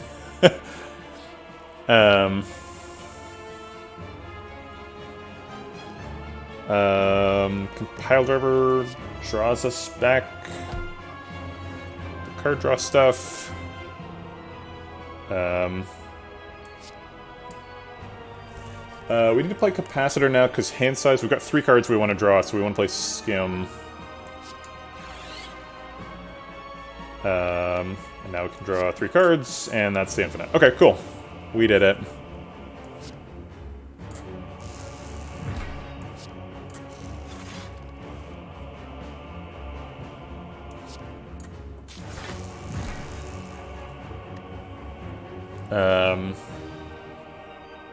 This wasn't great. I guess it's fine because we have Enlightenment in hand. Almost ran out of energy, though.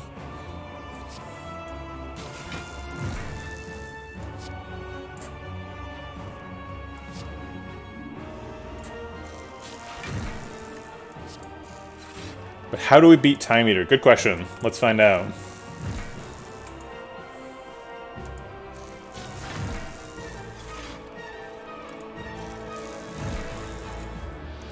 I like how killing Donu is just like a complete afterthought. It's just like, yeah, sure. Just clicks a button, he's dead.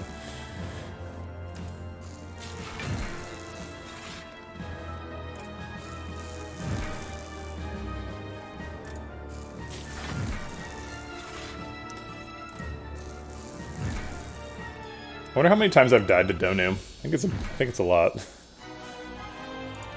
Alright, I guess we don't get to find out. Sorry for Time Eater fans in chat.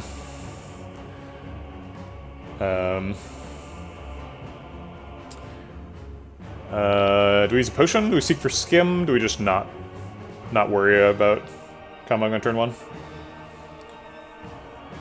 Mummified hand equals awakened one. I see, I see. Yeah, it's all about the relic bar, right? It's like, so the game detected that we'd done infinites, so they were like, well, we have to do Time Eater, but then they were like, but wait, you have mummified hand, so better put you up against awakened one instead. Pretty sure that's how the game works.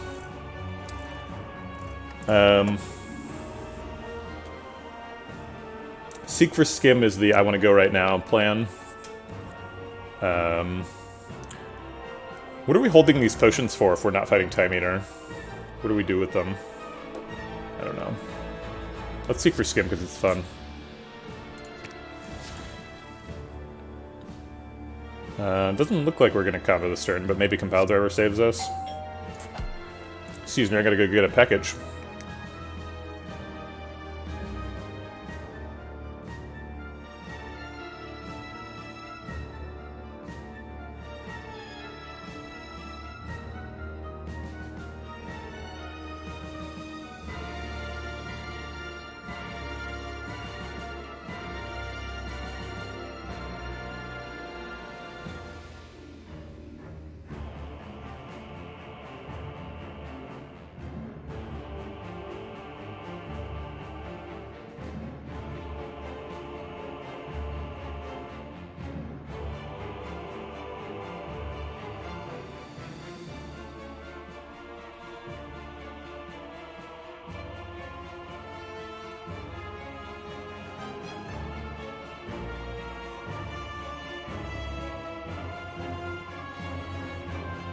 I'm still muted.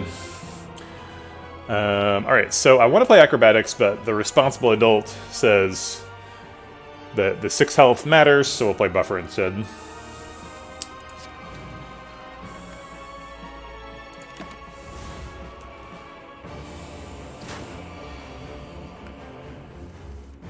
We'll get him next turn. Okay. So we have acrobatics here. We can draw 3 of these 4. We want to get like double energy and fission down. I guess Cool Head also draws. So I think we just start playing powers and see what gets decosted. Acrobatics, okay.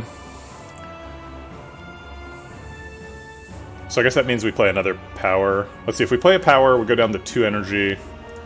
We draw double energy. Go up to 4. Is 4 enough to combo? I'm not sure. I think probably. Oh, we got a free Meteor Strike, that helps.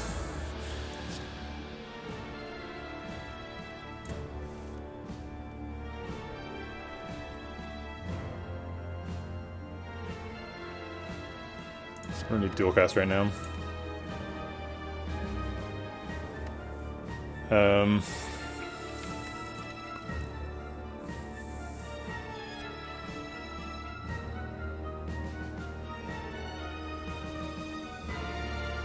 So I think we need to, like, redraw Meteor Strike. Oh, I guess we can fission into double energy. Yeah, fission should make us go. So the Cool Head's actually free. Oh wait, no, we can hologram the Meteor Strike. Yeah, hologram Meteor Strike Enlightenment gets us there.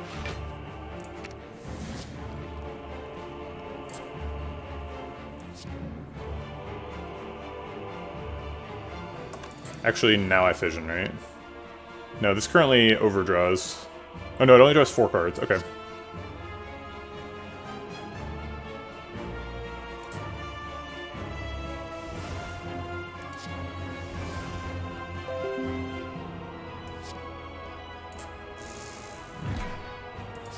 Okay, yeah, and then we got the stuff.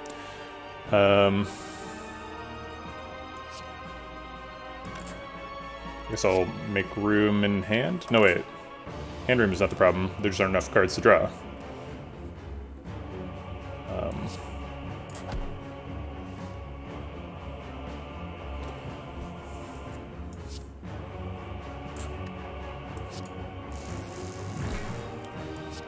Okay, we don't even have to play Echo Form. We can play Echo Form once he's down.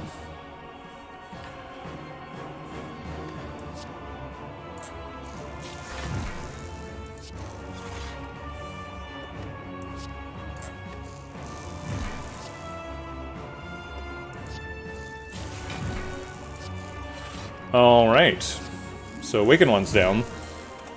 What are we going to do about those little cult friends of his? Obviously we have to keep them alive. Wouldn't want to hurt them. I guess we only need to block for 18, we've already done that. Or no, 12. Alright, so he's down, so now we can play the powers. Ethical Infinites. It's a great, like, occasionally I'm like thinking of what the name for my game development studio should be, and I think I'm probably just going to publish them either under Vegetablebread or under my name. But like, Ethical Infinites is a great name for a game studio. Ethical Infinites.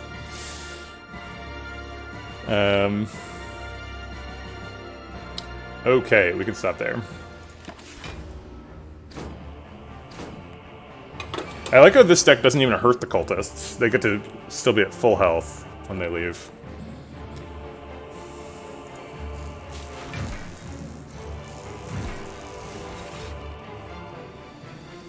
I got spooked there for a second because I didn't draw 2 cards, but it's because there weren't 2 cards to draw.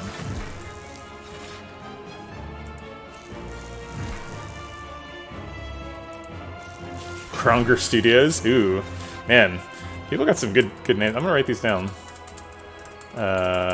Jesus. Okay, I've got a lot of things open, just at all times. Here's the one.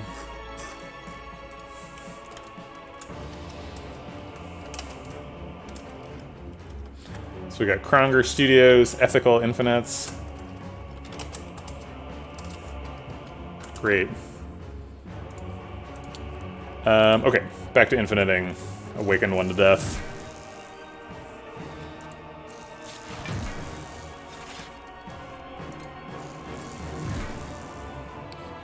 Alright. One more Meteor Strike.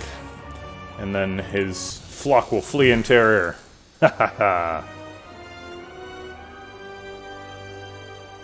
One of them says grr when he leaves. What does he mean by that? Is he threatening me? Is he just upset that the Awakened One has been killed? Another unnecessary campsite. Drat. Missing out on all that value. Aw, man. Can't afford a membership card. Could remove a card. Wow, also Bag of Prep not available here. Jeez, this prismatic shard was actually fairly expensive, costing us Bag of Prep. Yikes. I did get an acrobatics, which is good, but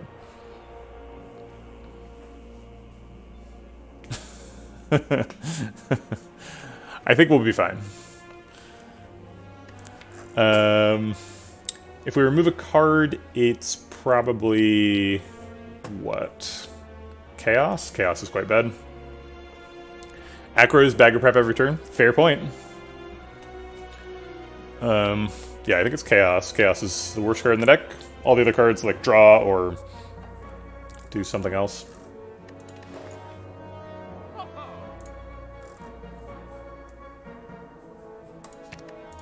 Okay.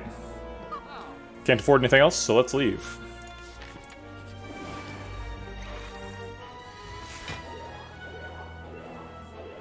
I like how we have all the artifacts that remove, or all the relics that remove artifact charges, but then we don't have any debuffs, not a single one. All right, Coolhead and Compile Driver draw cards. So does Acrobatics. I think the Acrobatics convinces me that we're going to go infinite, so I'm going to seek for double energy now. No, I still might need to seek for Skim, possibly.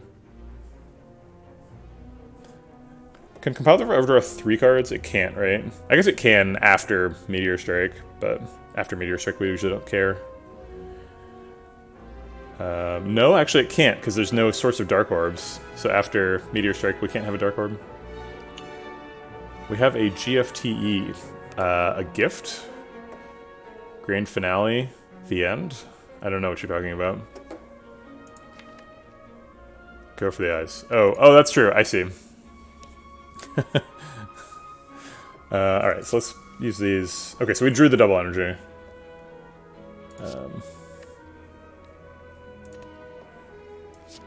So now we got a bunch of energy.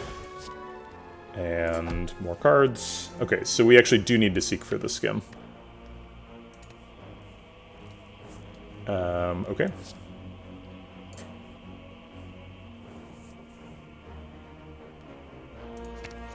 And then hopefully we're getting either hologram or fission. If both hologram and fission are on the bottom, we fizzle. But then we can just use potion if we want. Oh wow. Oh no, we got fission. Okay. I thought they were both on the bottom. I thought I called my own demise there. Alright, so fission goes and fetches hologram, and then hologram gets Skim or whatever, and then we're infinite.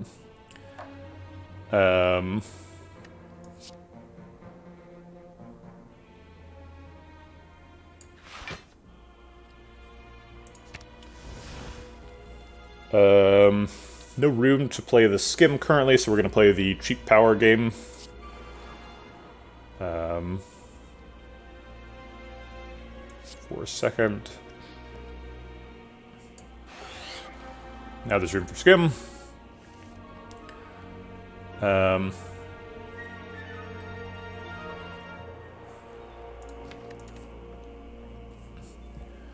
going to play Enlightenment, because Acro is this card, so we're guaranteed to have enough draw.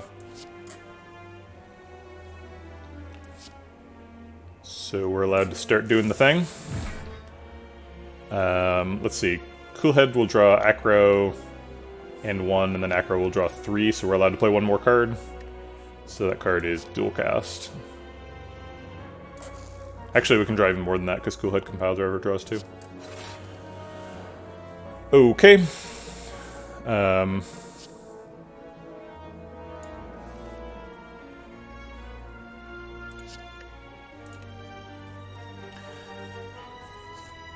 We've already got 3 cards here.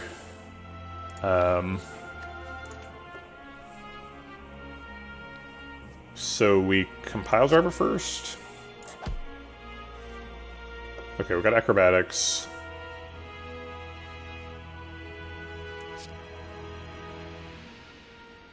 So if we Enlightenment Meteor Strike, Skim doesn't redraw necessarily the combo, but Acrobatics always puts us in range.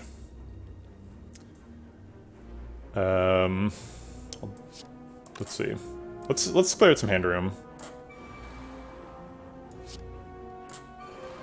Sweet, free Acrobatics.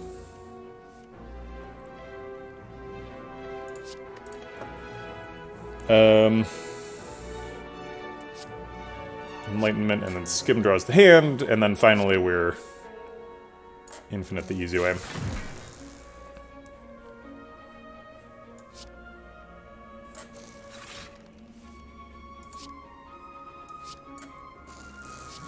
Okay.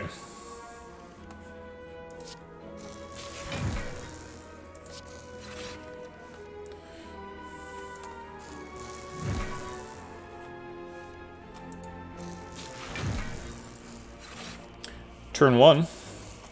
Seems good. Didn't have to use a potion.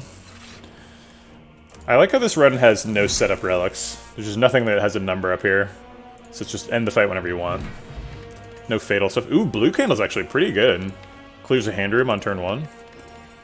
Appreciate that. Ooh, backflip plus, my goodness. Yeah, we picked a prismatic shard for the memes. We're allowed to pick backflip, right?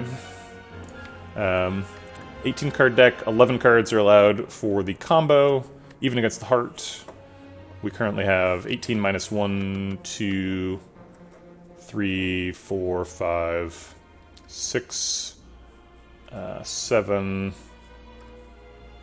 8, 9 cards. So it's currently it's currently only a 9 card deck. So we could actually add 2 cards. But backflip is just 1 card. So backflip makes it way easier to block against the heart too. We were planning on like weaving force field in before skim, but like backflip is just like an easier way to do the infinite that blocks. So we can do like backflip, meteor, coolhead, meteor, and that's block positive. Who knew? Prismatic shard, extremely good. Chat knew. Chat always knows.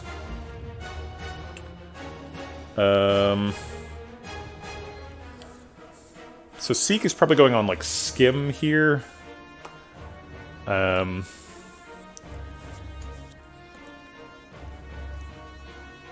could be useful for future turns, but isn't actually that good. We've actually got a really cheeky mummified hand opportunity too, so we can double energy, go up to 6, and then Meteor Strike makes, or Echo Form makes Meteor Strike specifically cost 0.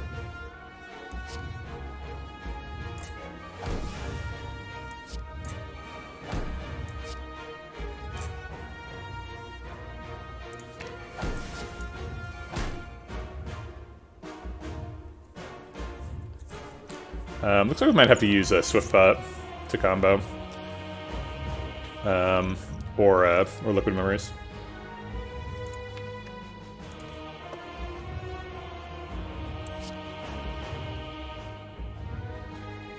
I guess this draws 1 card either way.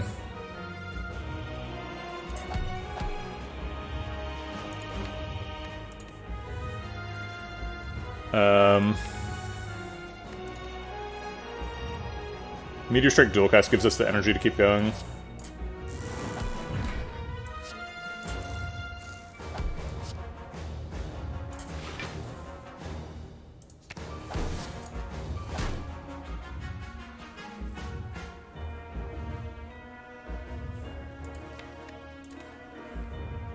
I want to use Cool Head because we could get Fission.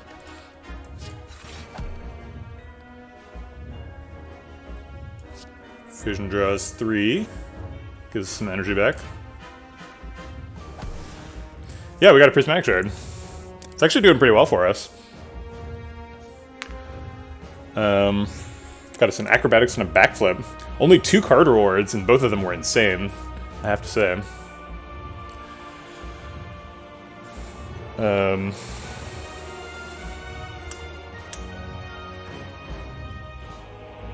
I guess we want to play Enlightenment, so I'll get that out of hand.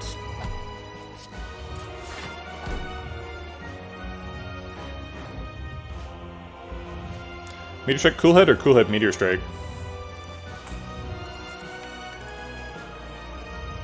I guess Cool Head first, because we want to draw, see what we get. Like, I'm skimming Acrobatics here now. I guess it doesn't matter, we're getting one of the 2 either way. So I'll take the energy.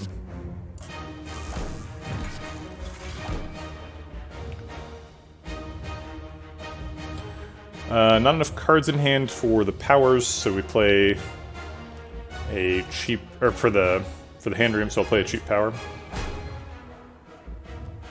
I do want to get the buffer developed at the end of the turn. It's a little tricky to pull off.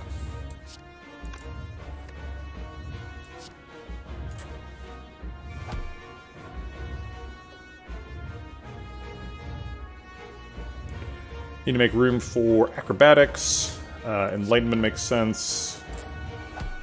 And then I think just... Oh wait, not buffer. Anything but that. I guess we can play Force Field. Stop taking damage. Yeah, okay. Got the Backflip. We don't need another Force Field immediately. Oh shit, we ran out of energy. I guess we need a capacitor to hit Cool Head, Meteor Strike, or Dual Cast to keep going.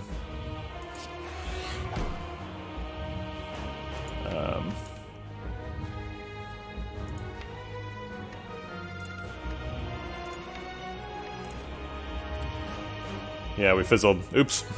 Shit. I did not realize I was running out of energy.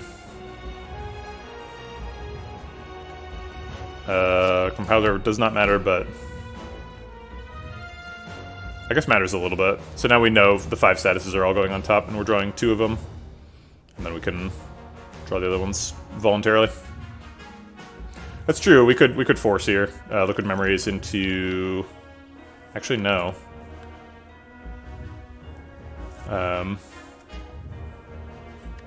Does Liquid Memory save it? How? I don't see it.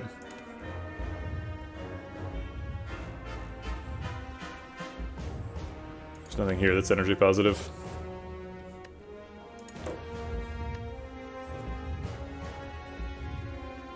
I guess we might as well go for the eyes.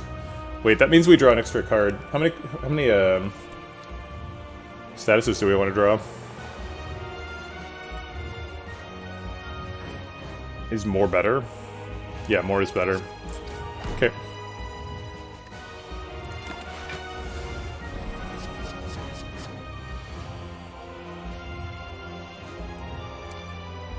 Rude. Voiding me. How dare you. Double Meteor Strike gives channel 6 plasma. I've got 2 developed, so it evokes 3. So it costs net -1. Yeah, I had the energy to keep going last turn. It was supposed to be an infinite, I just flubbed it. That's true, we can play the Void twice. Let's go ahead and double Meteor Strike.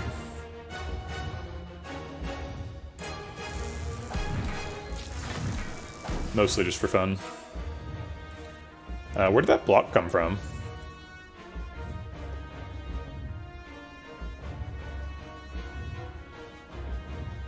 Oh, the loop. Loop Frostwork.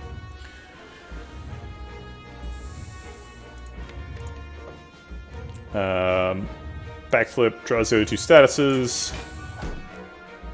We can just clear these out. I guess I'll play the permanent ones first. Just in case it matters.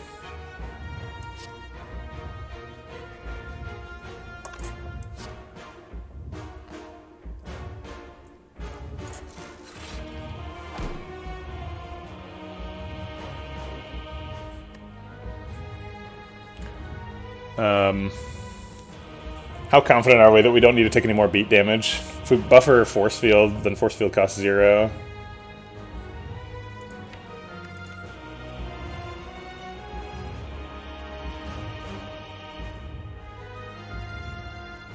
I don't think it's worth it.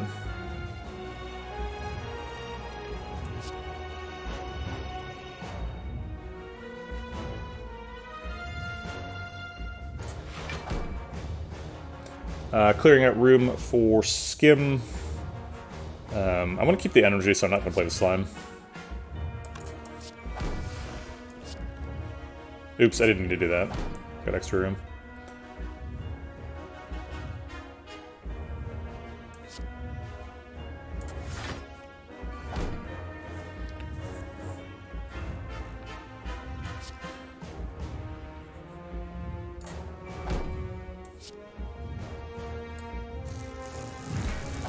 Alright, Enlightenment Meteor Strike should give us all the energy we need. Skim and Cool-Headed are coming up. Should be an infinite here.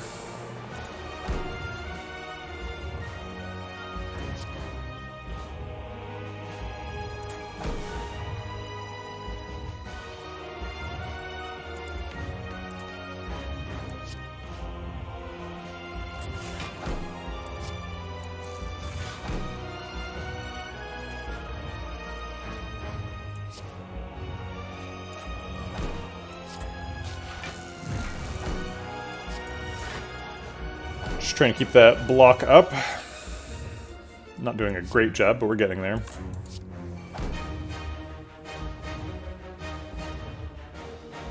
Alright, I'm sick of paying energy for this force field. I'm gonna play the buffer. Got free cool-headed too, sweet.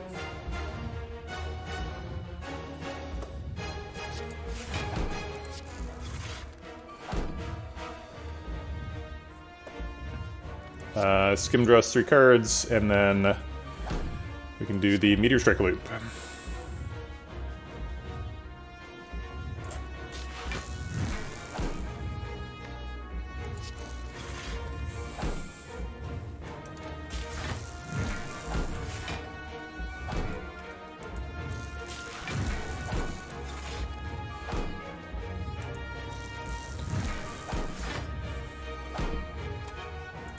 And that should be block positive.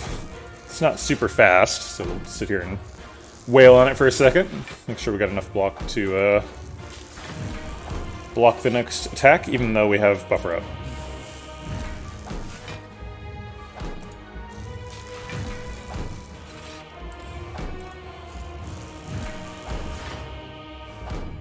Oops.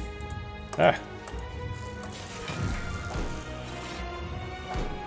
The default for bestiary is that it only pops up if you like shift right click or something. But I was like, no, I want the bestiary information all the time. But then I use right click to cancel out of playing cards, and then it comes up anyway. I feel like when I right click while I'm hovering a card, bestiary should ignore that click. Didn't occur to me when I started that sentence that the author of bestiary might be in chat, but I was like, no, it's OJB, right? So I thought maybe it was Jerry for a second. Yeah, can you remap it? I don't know.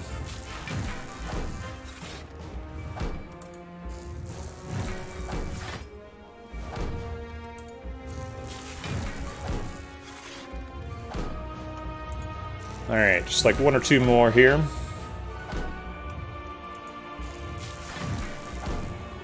Alright, and now we're done. We could debuff the heart with Go for the Eyes. I guess technically we should do that. But it's like really unnecessary. Okay, I'm just gonna skip it. Doesn't matter. Okay. No bird in hand.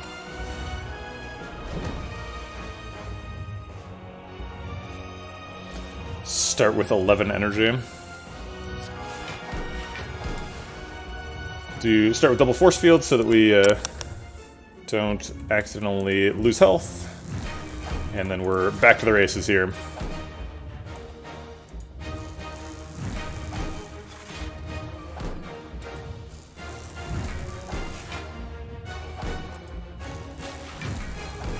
It's only hitting for 45 this turn, so it shouldn't take too long to get there.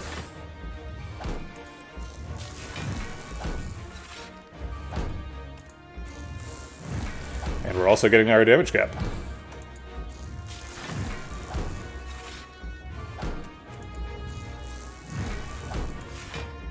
Not really super important that we actually hit a damage cap on this turn, because we missed the damage cap on the first turn, so... and I'm just going to do force field for a second. That's true, we could just block with this. Alright, great, we're blocked out. Sure.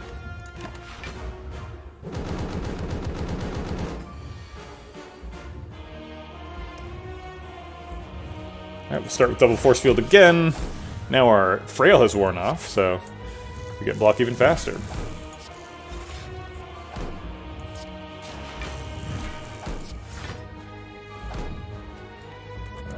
Okay. Unfortunately, we don't get to turn 4 here, because we failed on turn 1. Just messed up in the combo. We clearly like had enough resources to get there, but I tried to save the resources and ended up running out of energy on accident.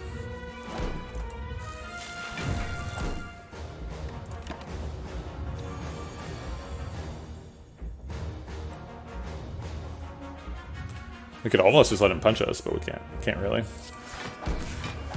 Okay.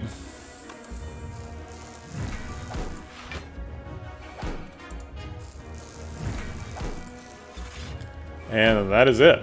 Meteor Strike for the win. Remember when we almost skipped that Meteor Strike? as the boss reward. Why did we almost skip the Meteor Strike? I guess it wasn't playable at the time. Yeah, we were looking for Plasma at the time, but then I was like, I should pick the Meteor Strike anyway, just in case. Smooth. Why do you stop your turns when you can keep going? Very new to the game. So the heart has a buff, which I can't look at anymore because he's dead, called Invincible. So he's only allowed to take 200 damage a turn. So you could keep attacking him, but you can't kill him in one turn. Yeah, this one was fun. This Pandora's swap was not, like, obviously an infinite. It just had a bunch of powers in it, so we were allowed to add a bunch of cards in Act 1 and not get the deck too thick. We really got a lot of room from that medical kit. Medical kit basically gives you like 5 extra card slots against the heart if you're trying to do an infinite.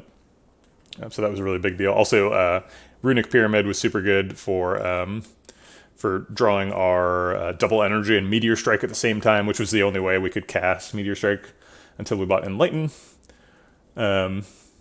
It's true, it is Go Infinite month, so we were imagined, even with this Pandora's box, we were going to go infinite, but we weren't sure. How much did Bloody Idol heal? I think you should be able to mouse over it yourself. Only 14. I think it's just because we were at full health most of the time.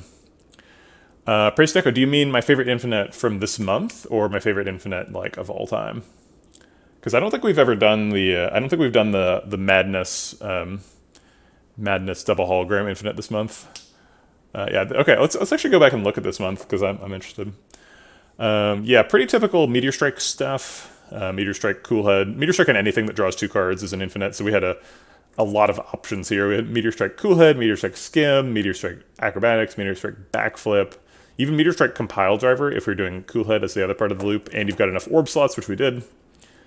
Was neat. Would have been nice to see, I would have taken a Self-Repair if it was offered early. We had an Echo Form in the box. And a lot of powers. So I was always like keeping my eye out for some power synergy stuff. And we did get a Mummified hand, but no option to find heat sinks or anything like that. No heat sinks, no self-repair. We were offered a creative ad, but that seemed pretty wacky. For quite a while, we were relying on Symbiotic Virus. Most of Act 2 we killed with this Symbiotic Virus and Dual Cast. But we eventually made the pivot to the Meteor Strike Cool Head Compile Driver thing. Or at least it was Meteor Strike Cool Head Compile Driver at the time. Now it's Meteor Strike Backflip Cool Head. But yeah, that was fun.